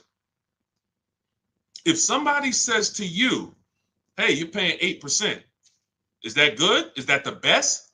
Now, if you say, well, look, I had 8 credit unions, 8 banks, and all the dealers' banks try to compete, 8% was the best. You see the difference? You see the difference? One deal says, hey, I got 10 banks to make me an offer. 8%, 9%, 8.2, 10.1, 11%. 8% was the best. Now we know. That's how we get rid of buyer's remorse. We must get offers. The reason you guys have buyer's remorse like you do and anxiety, even before you make a deal, you're not getting offers. So whenever you're about to make a deal, you hesitate because you don't know if it's a good deal. You can solve all those problems by learning the Cars from Home way to car shop and getting multiple offers. It's very simple.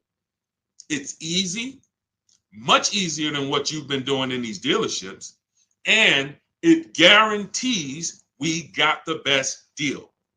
I want you to move from this place of hoping to a place of guaranteeing, okay?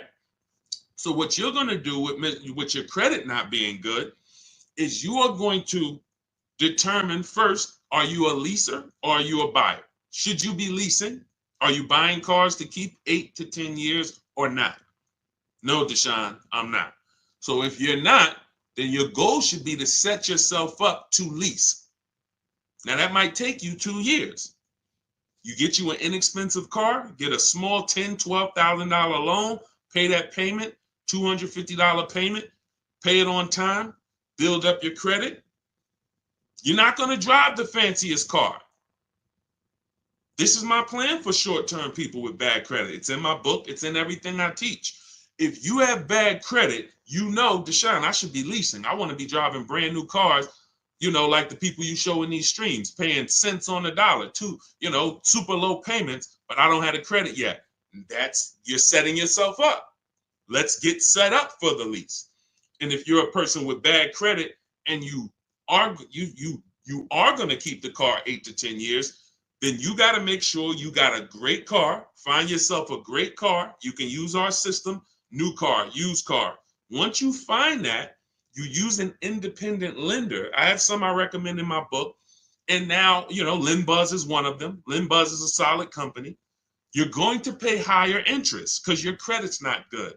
But in 18 months or a year or 2 years, when you fix your credit, now you refinance. So 2 plans for people with bad credit. One of them is short term, small car, flip out of it into a lease in 2 years, drive something you don't like for 2 years, pay it on time, fix your credit, be responsible, invest in your credit so that you can go out here and make power moves, and then you move into a lease. The second plan is for the long-term person with bad credit, 8-10 years. Fix it up, buy your car, get a great deal on it. You're going to pay 18%, 20%, 25% interest, whatever it is, and then you're going to fix your credit and refinance. Simple. Simple. These are the plans. Okay? All of this is in my book. For those of you who like Deshone, there's no way I'm going to remember all of this. You can grab my book. That's the blueprint to everything I teach. It's called Cars from Home, 7 Steps to Saving Time, Money, and Avoiding Dealerships. It's already 5-star rated. You can Google it, and you can get a copy for $97. But if you get there, as part of my welcome offer, you get it for $24, 75% off. So it's normally $97, but you can get yours in my TikTok bio, my Instagram bio, the YouTube comments, and the Facebook comments for $24 for the next 30 minutes. And it'll be in your inbox. You'll have the entire bad credit plan from start to finish to set yourself up. Okay, so use that 75% off link in the comments or in my bios. But it's a digital book. So as soon as you pay, on that page is the link to open your book. I also email you a copy. Make sure you have my support team's email because some of you type your email wrong. All right, let's go. Let's go. Go grab your book. Come on back to the stream. And that's just those of you who don't want to bother remembering all of this stuff. You're not taking notes. Our price is going to be low. Wagoneer with such back orders. I don't care about any. If I'm shopping for a Wagoneer. Oh wait, Dolan. What question are we doing? Okay, this is Gangrene Jets. Our price is going to be low. Wagoneer with such back orders. First of all, if I'm shopping for a Wagoneer, my only objective is to connect with 25 dealers. I have a strategy in my book. I'll show you how to do it in 20 minutes. I want to get 5 to 7 offers, and I'm going to see who's going to sell me the vehicle at the lowest price. It's very simple. All of that other stuff is defensive, and you can't control it. I don't care about one dealer's back orders. I don't care if I went to 2 dealers and they told me it's back orders. I want to talk to 25. Whenever we're shopping for a new car or a lease, we are speaking online by email through to 25 dealers. I already have the scripts for you. Now you could do this yourself. You want to pick up the phone and call around? That's fine. The reason why you must do this is because you're going to see that out of 10 Jeep dealers, 8 of them are overpriced. Their best deal is never going to be the lowest deal in the market. They're not going to go below a certain amount. They would rather sell the car to somebody else. So they'll take whatever they're buying. When they look at you, who's had a car salesman look at them and say, hey, Michelle, hey, this is my best deal. This is our best deal we can do. Coffee head. What's going on? Shout out to the people checking in on TikTok. Who's had a dealer look at them and say, this is my best deal? And you sit there and you wonder, are they telling the truth or not, right? Here's how we know. And in fact, there's no way to know, but here's what we do. We have other dealers' best offers too. Very important. This dealer's best offer is different than another Jeep dealer's best offer. It's similar. I've been using this analogy lately about an item in a supermarket. You walk into you get some spaghetti sauce, $6.99. It's not on sale. You go to another store, right? That same spaghetti sauce, identical spaghetti sauce, is $4.99. You go into another supermarket, right? Same exact product is on sale for $299, right? If you get that, hit the like button. If you get that and you're on TikTok, double tap the screen. See, if I can get that principle to lock in, because there's still people that don't know, dealers sell cars for different prices. There's still dealers that say, oh, I mean, there's still people that say, you might be one of them. Man, I went to Nissan. They gave me an offer, man. Nissan is expensive. No, that Nissan deal is expensive. Come on, y'all. I don't see enough dollar signs. Let me know. Or if you are getting this, hit the like button, type dollar signs if you're getting what I'm telling you. You have to see cars as cookie cutter. Dealers want you to fall in love with one car. Look at this black Honda Accord. Ooh, it's this nice black Honda Accord at the dealership up the street. There's 1,000 of them. When you start seeing, wait, this same black Honda Accord that you have, there's tons of other dealers that have it. Now you're on your way to start saving money. Now you're on your way to start saving money. You're not going to save the money you're not going to save the big money on any car thinking this is one of a kind. It's just not going to happen because they've gotten you to think that we're the only ones who have this car. There's not a lot of them out there. There's only 2 out there. This might be the only one. That's what they want you thinking. You're not going to shop competitors and you're going to pay whatever they tell you to pay. Not realizing that their competitors would sell you that same exact car for $3,000 less. Let me show you the difference in offers so you can get an idea of how big of a difference there are between great offers and bad offers. So let's look at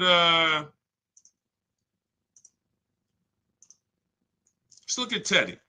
Teddy's always a good deal because it's a what I love about Teddy is there's a $300, wait, not 856, 956, 1056, 1123. So from Teddy got a BMW from his best offer of $856 a month, no money down, $73,000 vehicle, to his worst offer is $1123 a month, no money down.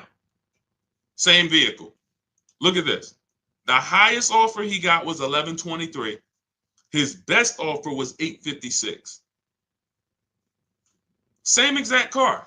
He's talking to multiple BMW dealers the same way I want you shopping multiple dealers from home. And he sees, wait a minute, this dealer's giving me $856. This dealer's giving me $9. His local dealer gave him $986. Look, my local dealer came in at $986 and even told me in an email, look, even told him in an email, this is the stuff some of you be believing. He didn't think I'd find a better deal out there. His local dealer, local BMW dealer close to him, he probably went there to test drive the car, probably was looking at the car for months. Oh, one day I'm going to come back, man, I'm going to get that car right from this dealer. That dealer, $986 a month. Told him, nah, I don't think you're going to find a better deal out there. Meanwhile, $856 a month is what he closes the deal at. You must shop multiple offers or you're not going to save the big money. You're never going to guarantee it. So I wouldn't say, I don't care when it comes to the Wagoneer, what back order. I don't care if you got a car on order. You might walk into one small dealership and they say, oh, we don't have any. And they're trying to make you think no one has any. No, that's not the way we do.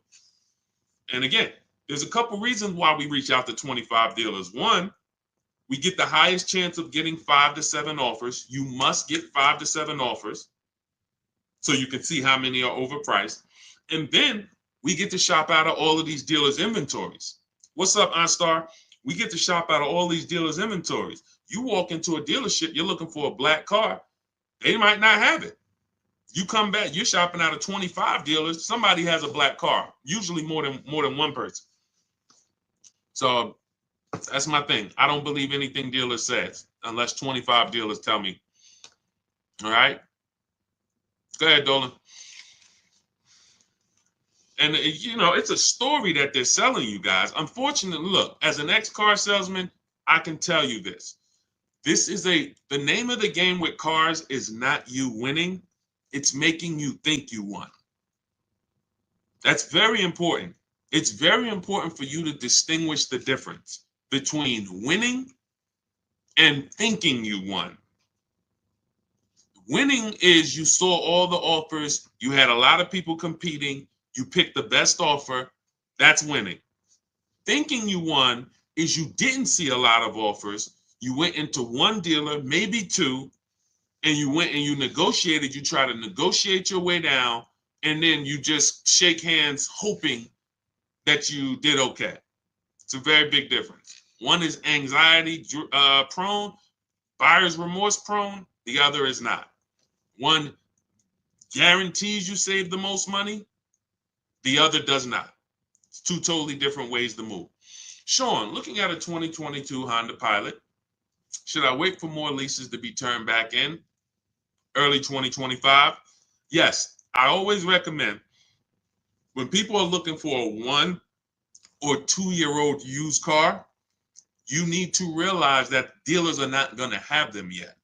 Because the way dealers get used cars, they're either going to buy them from auction, which means somebody had to either have the vehicle repoed or they had to have the vehicle or they sold the vehicle, which doesn't happen a lot, or they traded the vehicle in, the dealership bought it, or at the end of the lease, a dealership bought it. All of these things don't usually happen in 2 years. You don't typically see a lot of people, because it's a recipe to lose a ton of money, buying cars and then trading them in a year or two. So how would they get these cars? You know, Sean, that's the big deal. So what I always say is you're not going to see used cars until about 3 years. About 3 years. If you're looking for a 2-year-old one, it's going to be very tough for you to find it. So by the time the 2025s really start hitting, which is now, 2025's out. Now you should start to see those 2022s start to come back off lease right about now. And never buy listen, well, you're not buying a 2-year-old one or a 1-year-old one. So it doesn't matter. But yeah, that's what you would do. Wait until you're seeing enough inventory where you can start to see what the prices are. Because if you don't have enough inventory to see the prices, you're gonna guess. And now you're in trouble. You could be in trouble. You could be in trouble. Okay? So that's what you do. Go ahead, Dolan.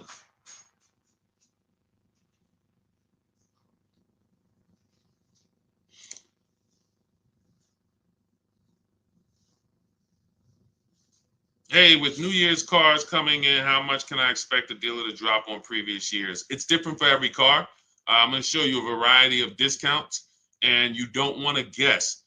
You do not want to guess, because you are going to lose. Like, take somebody, let's look at Tiffany. So I'm going to take somebody like Tiffany. Tiffany she used my book. She's using what you would learn. You have my book. You can use our systems to create this bidding process. She got $6,500 off. You can see right here, a $44,000 Mazda CX-90. 6,500 off. Now she got multiple offers. So who has this car? Some of you may have this car. And you're like, Deshone, I didn't get 6,500 off though.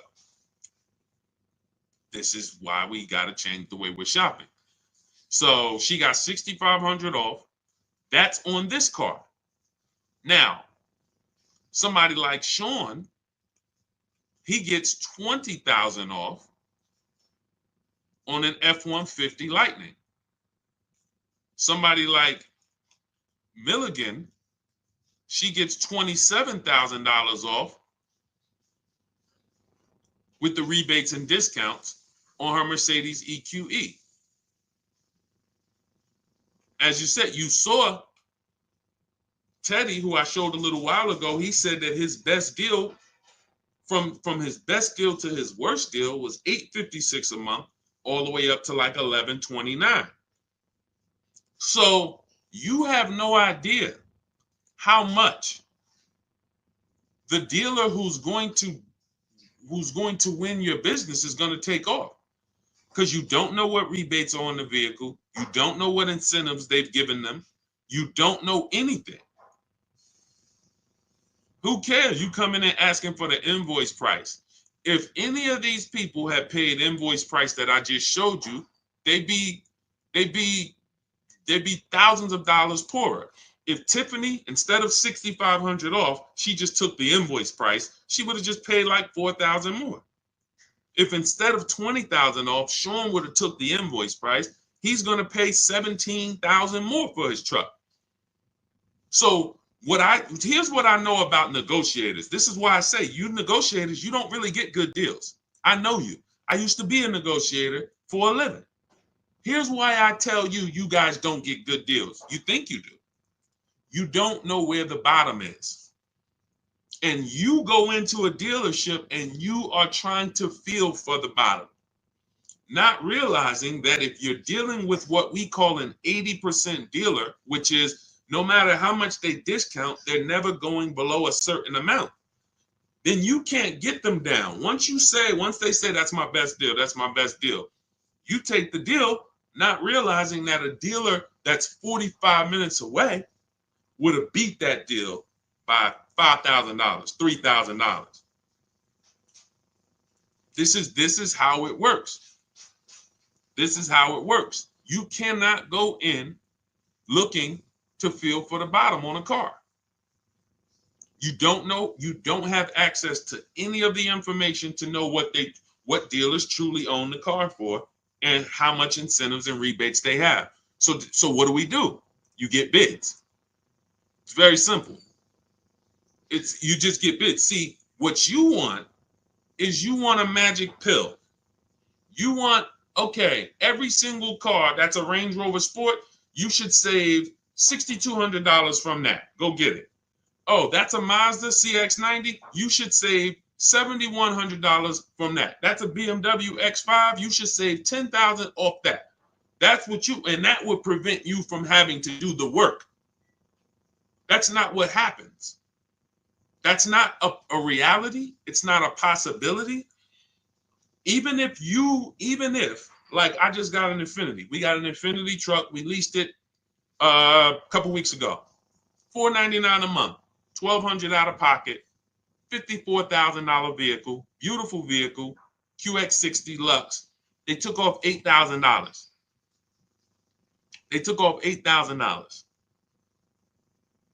I didn't go into the dealership to get that $8,000 off. I stayed right here, spoke to multiple Infiniti dealers. They all competed. Some of them took off $3,000, some of them took off $5,000, some of them took off $6,000, one of them took off $8,000.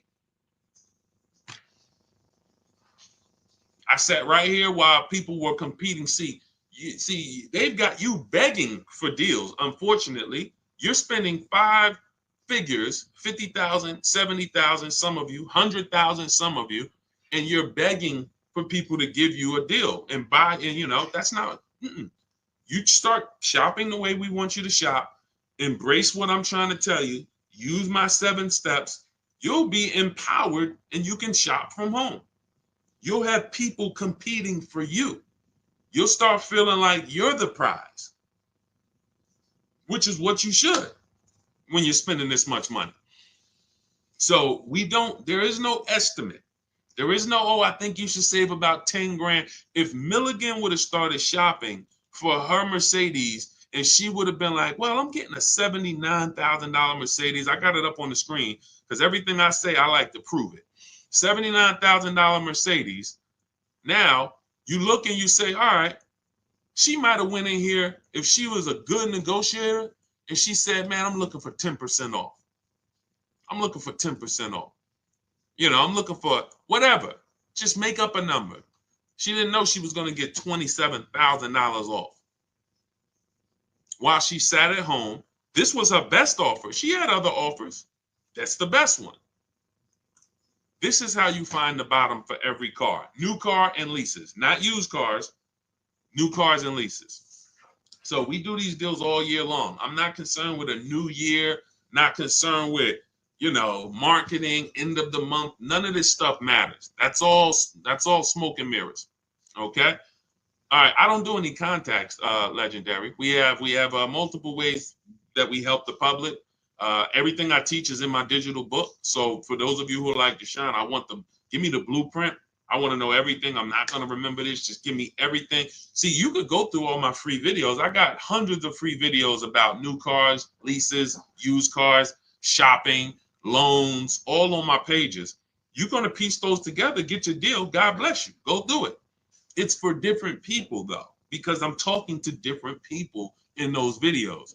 If you want to plan and you're like, okay, give me the exact blueprint for me, that's my digital book, Cars from Home, 7 Steps to Saving Time, Money, and Avoiding Dealerships. It's already 5-star rated. It's normally $97, but as part of my welcome offer, you can get a copy for $24, only for 30 minutes though. In my TikTok bio, in my Instagram bio, the YouTube comments or the Facebook comments, click those links, activate your 75% off, only for 30 minutes. And then your book will be in your inbox by the time we finish this stream, because it's a digital book. So as soon as you get it, come back to the stream. Make sure as soon as you pay, screenshot the thank you page. You're going to see your book is going to be on that page. You're also going to see my support team's email. Some of you type your email in incorrectly. We can't email your book to an incorrect email. So you have my support team's email. So go get it. That's my welcome offer to you. Now, for those of you who you have a different learning style, you prefer to learn with people. You prefer to do things as a group. You rather work directly with me. We have a pro. You can go to those same links, hit shop with Deshone, see if you qualify. Everyone's not going to qualify for that program, but you can go through that. And then instead of reading, you have a visual blueprint with short videos that I've made. You'll have coaching from me. We have a private Facebook group, and you'll have everything. It's different learning style for people who like a little bit more of a group. Just hit the button that says shop with Deshone. Okay. I don't care how you get the results. I don't care how you save money on cars. You could do it my way. You could do it your way, as long as you do it. And what I find is most people just aren't doing it. Anyway, they're not doing it any type of way. Go ahead, Dolan. Let's try to get through more. See, we got a lot more, so let's go. How do I drive the car I want, BMW 745, without paying an outrageous monthly amount? It's very simple. Money, when it comes, all right, so when you're buying, the only way you're going to save is you got to get money off the car, because when you are buying a car, a $70,000 loan is going to be what a $70,000 loan is.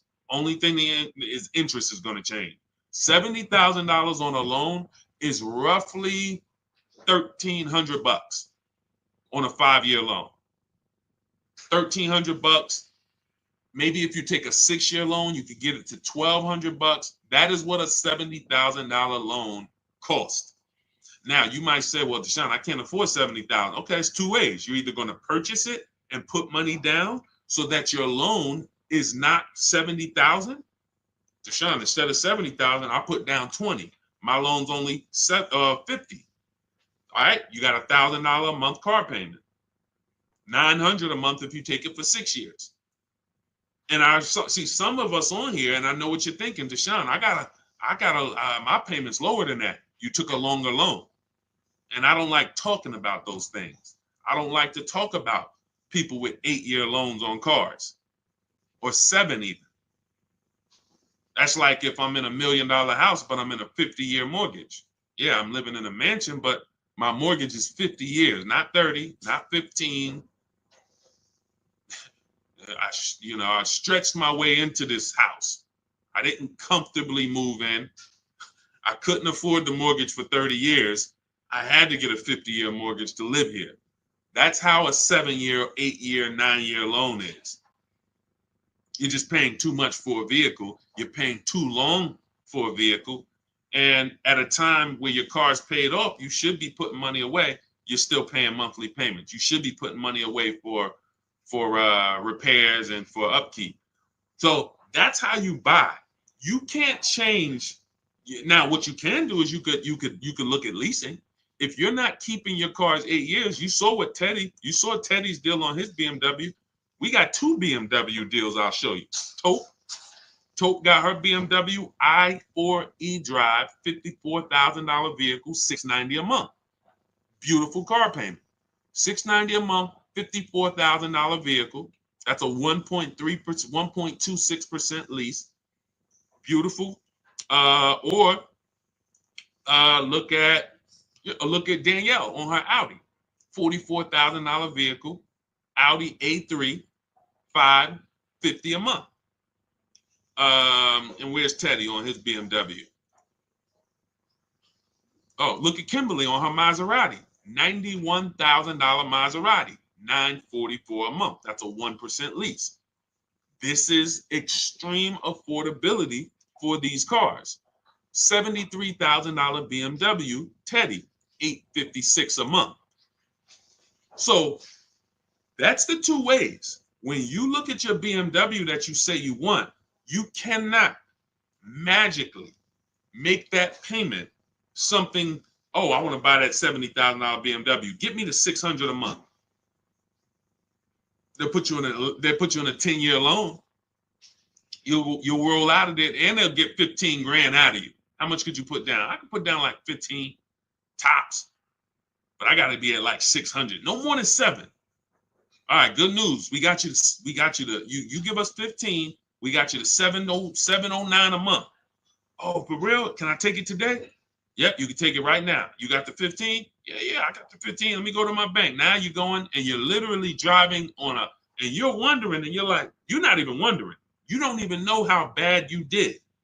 But you're driving in a car that has a $700 a month payment that is $700 a month because you're in a 9-year loan. That's not a great deal. That's a horrible deal. That's a horrible deal. So when we look at how we're going to get these cars, you move in with strategy. You need to know, am I buying or leasing it? And that's the 8-year rule. If I'm not keeping this car 8 to 10 years, I'm not buying it. I should be shopping for a lease. I'm going to pay a lot less. I'm going to drive brand new cars. I just need to make sure I get my correct mileage and don't be like people who want to save $20 a month. So instead of getting 12,000 miles a year, they get 10. They know. Look at Jen. I teach my people when we lease. I teach my people, look, $512 a month was her Honda CRV hybrid, $40,000 vehicle, $512 a month, no money down. She got this right from home, but she had to bump it up because she needed 18,000 miles a year. She didn't go out of there at $512 a month.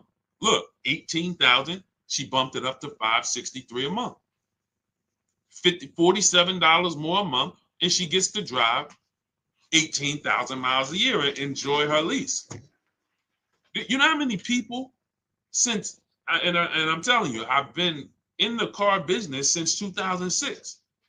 I started learning about leasing a lot. 2008, 7, 8, started seeing, you know how many people would not have took the 18,000 miles that Jen took? $47 more a month. Jen gets to drive 18,000 miles a year instead of 12. They would have here's what they do. When y'all hear these people talk about leasing, it's a bunch of stuff they don't know what they're doing. And look, I'm here to correct it. If they jump on these streams, ask their questions, we can answer them. But one of the things that I know they do, and then they blame the lease, is they'll know they drive 18,000 miles a year, but they take 12.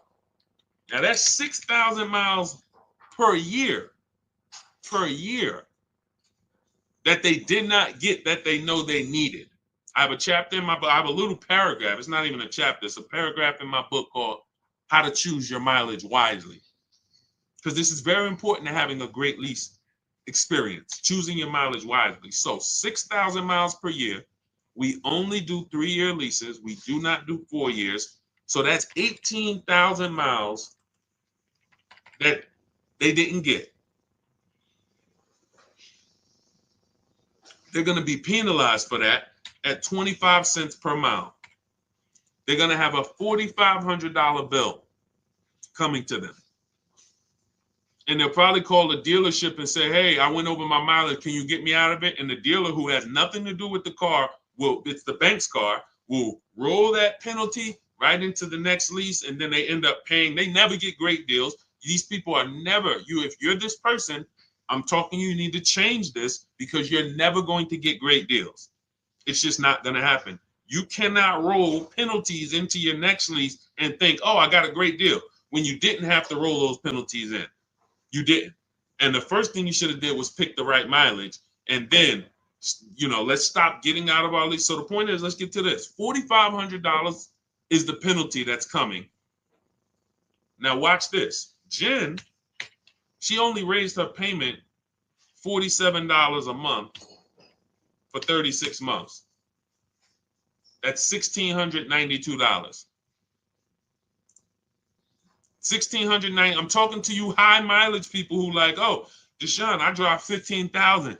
Can I lease? I drive 18,000. Can I lease? I drive 30,000. Can I lease? If you're not keeping your cars 8 years, you should all be leasing. It's not even a question. So $1,692 Jen pays to drive 18,000 miles per year. She pays an extra $1,692, but what she does is she avoids the $4,500 penalty. That's what, it's always cheaper to get it up front, a whole lot cheaper. So choosing your lease mileage wisely is so important. That's why, again, you see these people talking about, oh, I had a lease. Yeah, I went over the mileage and they billed me. That's your fault. I went over mileage and I bought the car and I ended up losing so much money. That's your fault. You shouldn't have bought the car. Now, don't buy a leased car because you went over mileage. Deal with the penalty. Let's make a deal. Roll with penalties in. Separate, like, don't buy the car. And this is more than we could even talk about on this stream right now. But this is what we're seeing. I'm seeing people make horrible decisions. There's 17 million new cars sold a year. That number, and there's 40 million used cars sold. Half of those people buying used cars should be leasing, and they don't even know it. They don't even know it. Half of the people who are buying, spending $400, $500, $600 a month to buy a used car should be leasing, driving new cars, and they don't even know it. They're spending tons of money driving old cars, and they could be driving new cars for the same amount of money because they're not keeping them. They're not keeping them 8 to 10 years. They trading these cars in 3 and 4 and 5 years, losing tons of money. That's why we got to spend so much time on this. If I could get people to understand the leasing thing, your life is going to start to change when it comes to cars. Okay? Go ahead, Dolan. Go ahead, Dolan. Shoot the next one up, my man. We got time for a few more. When you say 1% to 1.5% of MSRP, does that include taxes and fees? Yeah. Somebody's asking a question on how we judge great lease deals. First of all, the 1% lease rule has been around. If your lease payment was 1% of the MSRP or less, you stole the car, it was great value. Doesn't mean it's the best deal you can get. Very important to understand that. Just because you don't go in and say, get me to 1%. That doesn't mean it's the best deal. This is how we're gauging value. 1% means when I add up all those payments, what I drove for the MSRP, if I'll give you an example, $40,000 vehicle, a 1% payment would be $400 a month. $400 a month times 36 months is $14,400.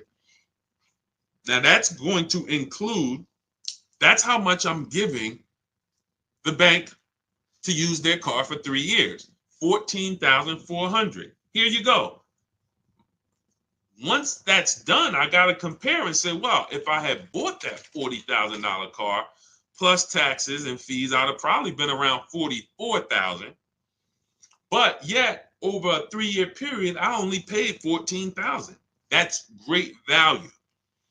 Now, when we go into the 1.5%, now we start adding up all the payments and seeing when there's no longer value there.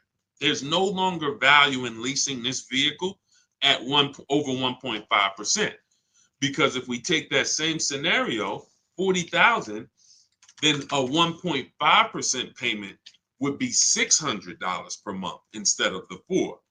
And now we multiply that for 3 years, that's going to be $21,600. So now we're getting close to the halfway portion where over a 3-year period, we paid almost half. We can't get to half. We can't. If 44 is half, then we're not trying to be over half. Your car is not going to depreciate more than half in 3 years. At the most, it usually will get to, close to half, especially the ones that depreciate rapidly. You'll get 45%. That's why we got to cap it somewhere. That's why that 1.5% is listen, people didn't know they were getting bad lease deals. When I announced the 1.5% rule, people started hitting me and saying, yo, D, I can see that I didn't get a good lease deal. I thought I did. And that's just the reality. We need to know that. We need to know, when is it we paid too much for a vehicle we're giving back to the bank? When have we paid too much for a vehicle we're not going to own? That's why the 1 to 1.5% rule exists. But yes, it does include all taxes. 1% includes the taxes. That is your payment. When we shop for a lease, we have a very specific way. I have in my book a strategy I call the 25 to 5. Everybody who learns from me, you know this strategy. We connect with 25 dealers online. You're going to use my email scripts and templates, and you're going to get 5 to 7 offers from those 25 dealers. Now, once you get those 5 to 7 offers, you're going to see a big range, but we get the offers with no money down. Everything we do when we shop the cars from HomeWay is always with no money down, whether you buy or lease, because it's much easier for you to see if you're getting a good deal when you're not putting money down. When you start putting money down, it starts to confuse the deal. And unless you're really, really good at math, it's going to be hard for you to see that you might not be getting a great deal. All right. So now we shop with no money down, 12,000 miles per year, taxes and fees in the payment. We tell the dealer, assume tier 1. Many of you are having problems car shopping online because you just don't know what to give the dealer. The dealers don't have everything they need to even give you an offer. That's why we have templates where we tell them the cars we have in our household so they can see, do we qualify for any rebates? We tell them what we do for a living so they can see, do we qualify for any incentives there? We tell them our zip code so they can factor in the taxes. These are all things I have built out for you in these templates when we shop for new cars and leases. Now, used cars are a different strategy because we use a marketplace strategy. It's like shopping on Amazon when we're shopping for used cars. But with new cars, this is the format. We tell people, this is how you submit your offers to me. And if they submit them differently, we tell them, please submit them in this format. Because tons of people are going to try to offer y'all leases with money down, $3,000 down, $5,000 down. We only get offers with no money down. First month's payment only, that's it.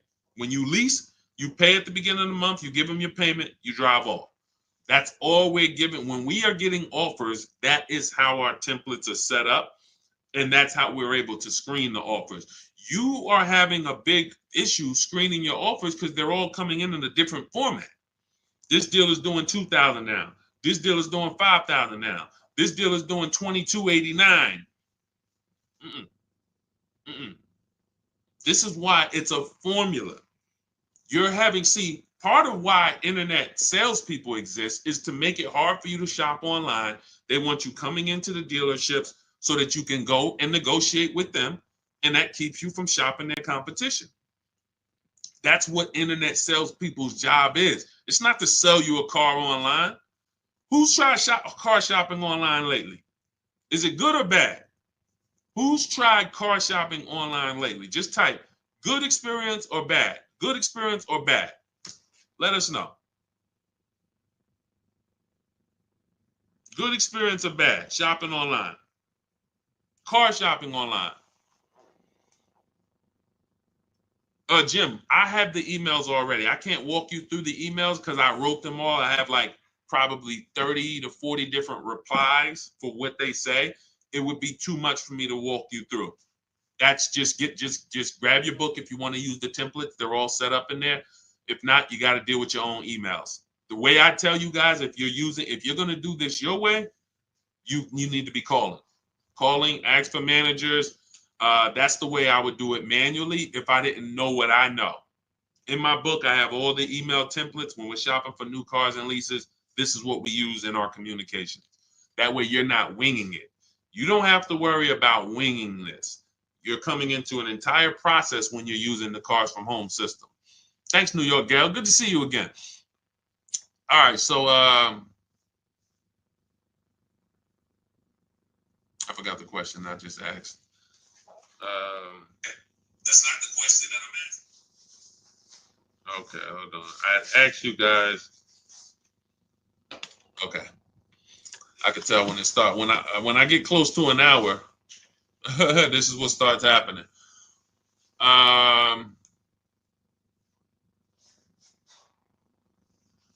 Hold on one second, Dolan. I'm trying to remember what I was just.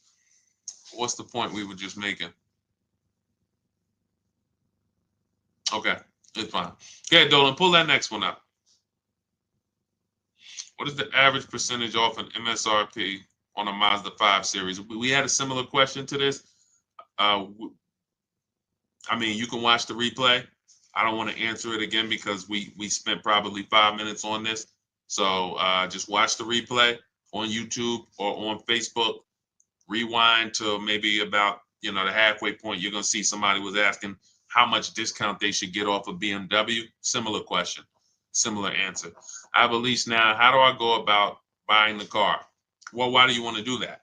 You've already leased the car for 3 years in most cases. Now you're going to turn around and buy it out. Are you keeping it another 8 years? You're going from driving a brand new car to buying a used car. What's the reason for that? What's the reason? That's all it is. People think this buying your lease out, it's all it is buying a used car. So what's the reason that we're going from, and the reason I'm asking this is because the reasons I see are usually bad reasons. Going from a brand new lease to buying a used car, people are usually doing it because they haven't made time to shop. They don't know how to shop.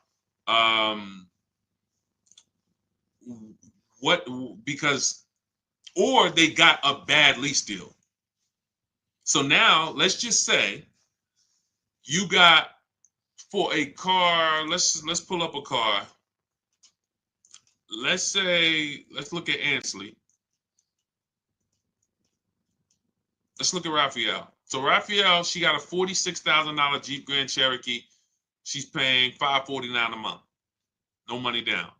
Now, let's just say, for example, instead of her getting this $549 a month, she used our program. She uses our. This is the Cars from. Everything I show is Cars from Home people. So these are people who have unlearned the old way of shopping. They're shopping the new way from home. $549 a month. Let's just say she got a bad lease deal. She didn't know it. She's paying $800 a month. Somebody tells her, "Hey, listen, why are you leasing? Why don't you just buy it?"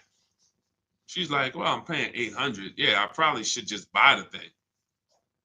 It makes sense because her payment to buy is going to be similar to what she's paying on her lease. So somebody who's offering her a bad lease deal, they might talk her into buying because she's got a bad lease deal. But you're not going to talk Raphael into buying when she's paying $549 a month and she's driving a brand new Jeep Grand Cherokee. She's not buying because as soon as you say what the payment is going to be if she wants to buy, all right, here, Raphael, I know you've been leasing, paying $549, but now if you buy the vehicle, you could actually pay $900 a month. Look, $45,000 vehicle, we know, some of you know unless you're new here, every $5,000 is about $100 a month. So a $45,000 vehicle is about a $900 a month payment on a 5-year loan. $900. Now we look and say, all right, well, what if she buys her old one out, she buys a used car, maybe it's going to be like $25,000. Okay, $25,000. That's going to be about a $500 a month payment. Why would she go from paying $549 for a brand new Jeep that she can drive and if anything breaks, she just takes it to the shop? She doesn't have to worry about anything to driving a used vehicle with no warranty, paying the same amount. It doesn't make any sense. To me, it does. I mean, is that what's up, El Napoleon? Welcome to the community. Shout out to the new followers. Does that make any sense? See, it's the payments.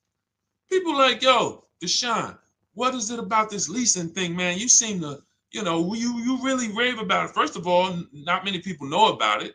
People have been taught wrong, and it's costing them thousands of dollars. The reason I love leasing is because I get to drive brand new cars for cheap. It's simple.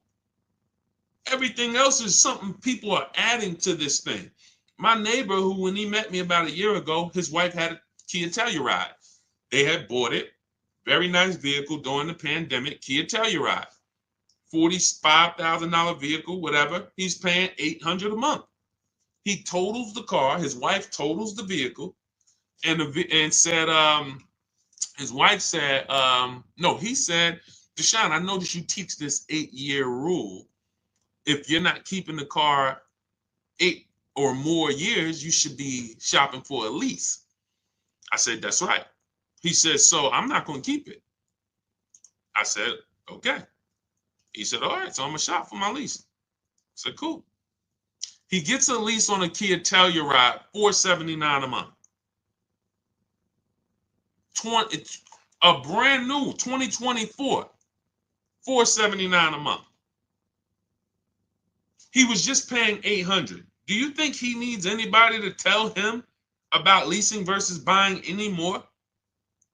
He just had the same exact vehicle in his driveway, taking $800 a month from his bank account, flipped to a lease, put no money down, and is paying $479 a month for the new version. You're just stuck. You got to get a great lease deal. You got to make sure your lease is correct. And again, if you're somebody who you keep in cars 8 to 10 years, this is not for you. But it might be for your daughter. It might be for your wife. When I see people, oh man, leasing is a waste of money. I buy my cars and I keep them till the wheels fall off. Okay, what does that have to do with the other people in your house? Is your son, your 19-year-old son doing that? No, he only keep his car. He gonna keep the car for about 4 years while he's in college. And you bought him a used car. Yeah, I bought him a used, like little Hyundai Elantra. How much was it? Oh, I got it for like 16. Okay, what's the car payment? I pay about $350 a month for him. Okay, perfect. So you're gonna pay $350 a month to get your child this used Hyundai Elantra that they're not gonna keep 4 years. They're only gonna keep 4 years when you could have put them into this brand new Hyundai Elantra for $365 a month. Brand new, all the latest safety. If you look at India's deal, $365 a month, no money down, $28,000 vehicle, almost $29,000 vehicle, $365 a month. But you got them driving a vehicle with no warranty, got to have a tow truck on speed dial, because if something breaks, you never know. What's on? Junior's out there, his car broke down. Now you got to call them, and you could have been paying $365 a month, same payment, and had them driving a brand new vehicle. Doesn't make sense. Now I can see if you wanted to go cheap, $2,000, $3,000, $4,000 vehicle, you just want to pay cash. But if you're going to have a payment, some of you should be leasing cars for your children. You should not be buying them old used cars and they're at college. A friend of mine said that. He like, Deshone, man, I remember my dad got me a Ford Mustang. Man, I was so expensive, man. I said, you know what you could have leased a Ford Mustang for back then? Probably $499. Probably like the Dodge Chargers back then was leasing for $350 a month. People paying $700 for them. I like to buy my cars. So you're gonna pay $700 for that? Yeah, man, but I like to buy it, man. But I'm paying $350. Yeah, but you leasing yours. You realize we could drive the same place? Like, If we wanted to go on vacation to Florida, just drive down there, we can both go. You realize that, right? Yeah, but you leasing yours. You got to get that back in 3 years. This going to be mine once I finish the loan. And how long is the loan? 6 years. Okay. This is what I've been up against. And if this is you, just understand that's why I'm here. And this is why I laugh about it, because I'm like, sometimes people are not listening to financial, to just, this is not up for opinion. If I could drive a brand new car for less money, a lot less money, why would I be buying? Do you have to put money down the lease? Margaret, look at all of these lease deals. Margaret just asked, do you have to put money down the lease? It's a great question. All the lease deals, when you do it our way, the Cars from Home way, we are submitting our offers. We're submitting our emails to dealers, and we're telling them submit offers to us with no money down. We must get at least 5 offers, or we're not going to get these prices. You must get at least 5. You're not going to walk into one dealer, 2 dealers, and get these prices. We get them from home. That's why our system is called Cars from Home. Now look at Danielle.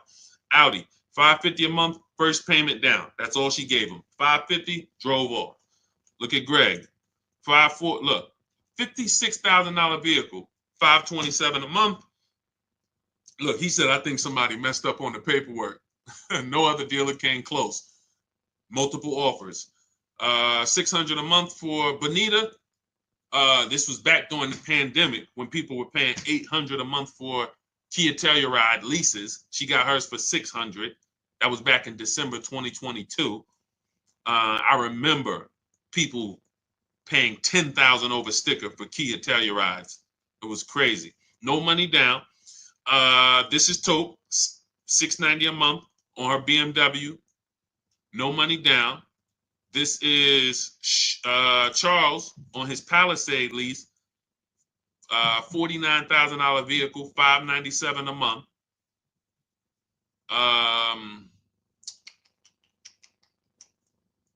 See, all of these offers, look, Zafrina, $579 a month. And remember what I told y'all, 1% is not always the best. She got a 0.88% lease. So don't think, oh, I'm just going to walk in and look, I'm looking to get to 1%. Sometimes, depending on the deal and depending on the lease program, you could be under 1% if you're getting bids. But yeah, everything we do, Margaret, is with no money down. Everything we do. None of the strategies that I teach require money down. I'm teaching you how to shop with no money down. Because money down has nothing to do with you getting a good deal or not. That's why it's not necessary. Put that together.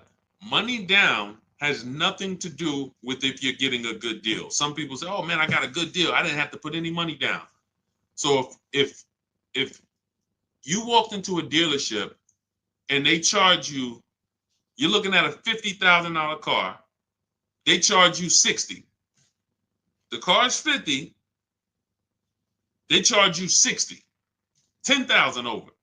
But they say, good news though, you don't have to put any money down. Is that a deal?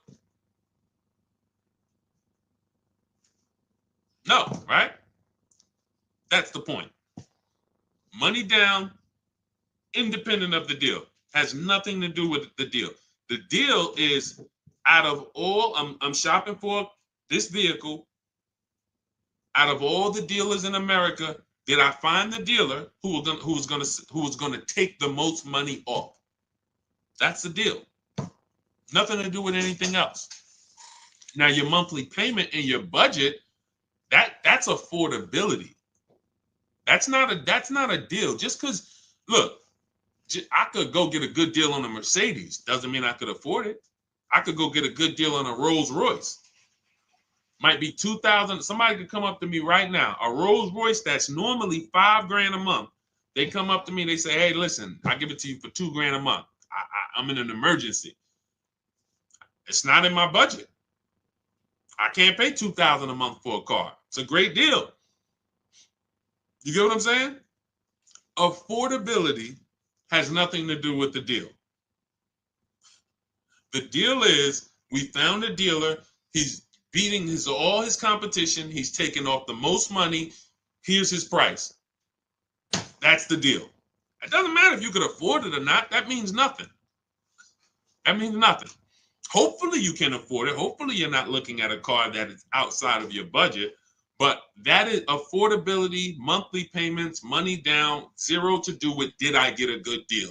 All that does is what did I want my payment to be? What did I want my payment to be? All right. So now everything that we're teaching is in my new digital book. If you're like, Deshone, I want the whole blueprint. There's no way I'm going to be able to remember this. So much stuff we didn't even get into. We didn't get into high mileage driving. We didn't get into high mileage leases. We didn't get into rebates and used cars. We didn't do any used cars. Talking about how we shop for used cars and how to narrow it down. There are deals everywhere. And there's been deals everywhere. But one thing I can say, for the people who don't know what they're doing, there are no deals. For those, if you're like, man, I feel like there's no deals out here. I feel like everything is overpriced. For you, it is, because you don't have any strategy. You're winging it. And the second most expensive purchase of your life, you're just freestyling it. And you're going to do this multiple times. It's different with a house. Some people only buy one house in their whole life, maybe 3. You're getting cars for you, your family, your household.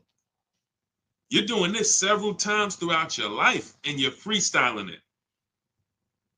That's why you're not going to save the big money. That's why you're not going to have the peace of mind, the buyer's remorse. But if you come out of that, unlearn all of that, the way that they programmed you to car shop, start to stay at home, learn how to make dealers bid, how to make banks bid. That's another thing we didn't go into today. We didn't go into loans or making banks bid for our loan.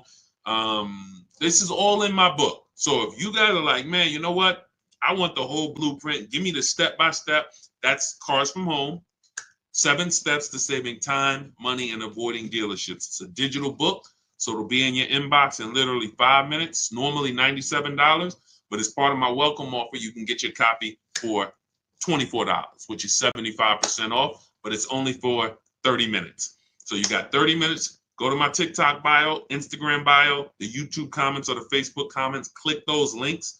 That's going to activate your 75% off. And you'll have everything I teach. Leasing, below market purchases, new cars, used cars, bad credit strategies, negative equity. Some of you are dealing with negative equity.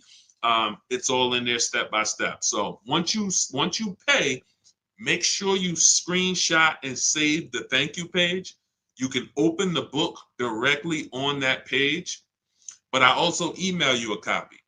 But sometimes you type your email wrong. I can't email a copy to a wrong email. So you'll have my support team's email. If that book isn't in your inbox in 5-10 minutes, Monday through Friday, reach out to my support team so they can make sure that you get your book. For those of you who want to work directly with me, if you qualify, click those same links and you can see, instead of reading, you might want a video experience and you might want to work with me on Zoom calls. We do 2 Zoom calls a month.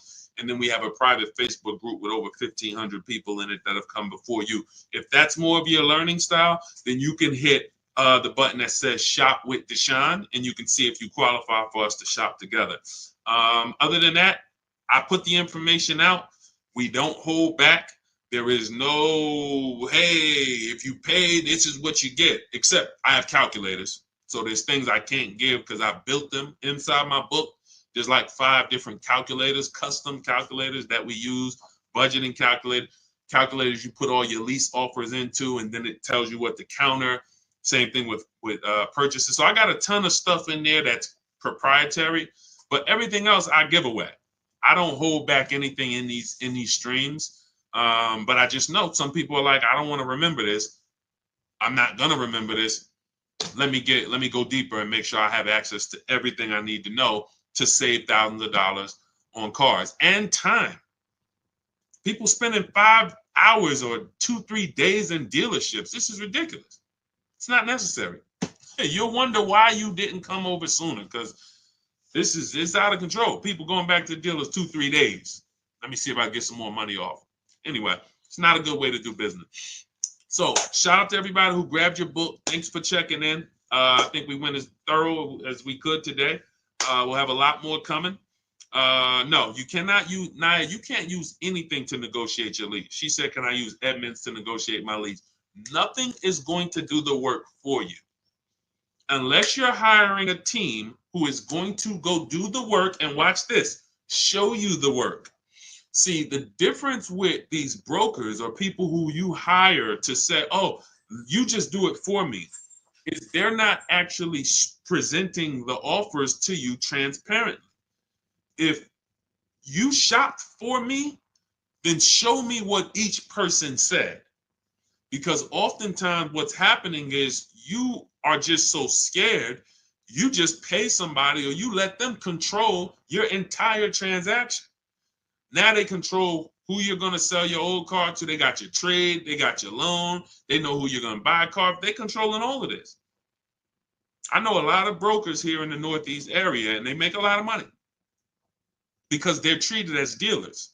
So if when I was a broker, if we did a deal, if the deal made $2,000, then we split it. My company got 1,000, the dealership kept 1,000. So there are brokers that are making 3, 4, 5 grand per transaction because they have your trust. So they're just going to tell you, okay, the best deal is up here at this dealer is $579 a month. Okay, sounds good. All right, I'm gonna send you the credit app. That's not somebody shopping for you. That's somebody putting a deal together for you that made them money. You got a car. You cannot be, listen, we teach people to fish. If you're not seeing the market, nobody shopped for you. If you're not seeing the market, hey, here are all the blue Honda Accords within 100 miles. Here's how we narrowed it down to the top 5. This is the best choices. These have clean title histories. They have great service records, no accidents. These are the things. This is a market. This is how you make a $30,000 decision, a $50,000 decision. So no, I'm not. There's nothing out there that exists where you just say you do it. I mean, we have a shop for you system. I don't promote it because we're only doing it for a couple people. But I would rather you learn to fish because it's not hard. I'm not teaching you to go into dealerships and negotiate with them and remember a bunch of stuff and do battle. I'm teaching you how to stay at home and use a computer. Only people who shouldn't be working with us and still should be out there suffering is people who can't use a computer. God bless you. I can't do anything for you. Can't do anything for you. We created a service where we can eventually scale and shop for you. That's one. But as far as teaching you, you can't use a computer. I can't help you. But 20-year-olds, 30-year-olds, 40-year-olds, 50-year-olds, 60-year-olds who are good with a computer, who can send emails, there's nothing stopping you. When you're putting yourself through that whole ordeal to go shop the old way and go do battle and lose a bunch of money, leave the dealership feeling with your head down, for what? For what? It's not necessary. It's not necessary. This is a very simple process. I show all these people for a reason. So you can see it's women here, it's men, it's young women, it's older women, it's single moms, it's introverts. We got it all. We got it all. The difference is these people made a decision that they were going to learn the cars from home way. They were going to start enjoying their car shopping, and they were going to unlearn what the car business had programmed them to do.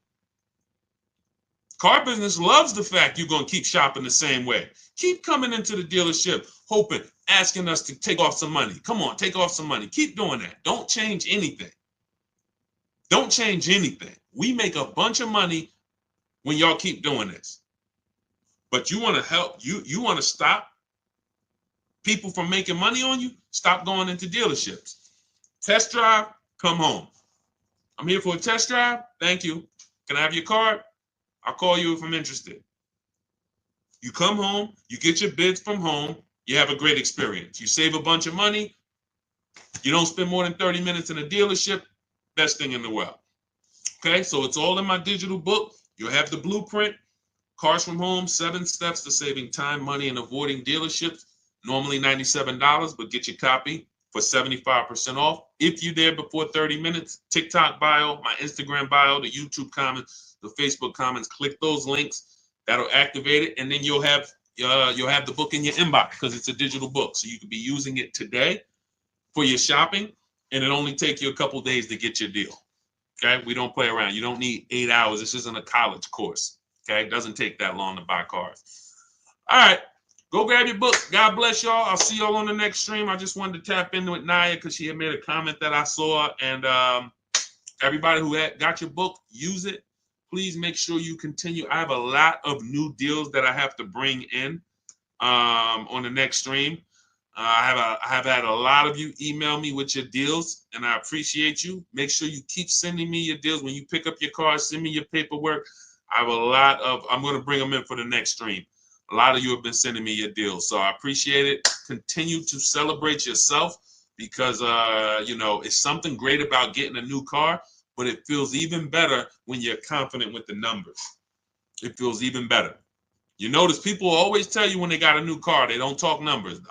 People pull up, hey, I got my new car. They never talk about numbers, never talk about the deal because secretly they're ashamed of it. When you see all of these people I share, the first thing we're talking about, even before we pick up the car, is the deal. Look, wanted to share my experience, purchased my car 2 days after watching the videos. We have videos in that book too. I link you to videos as well. The first day I sent out the template, received about 7 different offers. On day 2, I emailed. The dealer MSRP was $36,365 on a 2025 Kia. In closing, MSRP with discounts and rebates down to $32,680. So he saved $4,000 off. Monthly payments $400. No money down. It's a 1.1% lease. $400 a month, $36,000 MSRP in minutes from home. You think we have to tell him not to go into dealers anymore? You think any of these people, see, I don't worry about the people who've been changed. They're never going back again. I think it's somebody who said, I will never buy another car any other way again. Was it Teddy? I think it was Teddy. Look. This post is a bit wordy, but I'm too pumped. I will never, I repeat, never lease another vehicle any other way but from home. Once these people do this once, they're never going back there again. Like, what? So we want you to unlearn that, step out of that world, come into our world where you're empowered, making deals, saving all the money, no buyer's remorse, eliminating anxiety, enjoying your car purchases. It's not too much to ask. That's what we do over here. So go grab your book. I'll see y'all on the next stream. God bless you.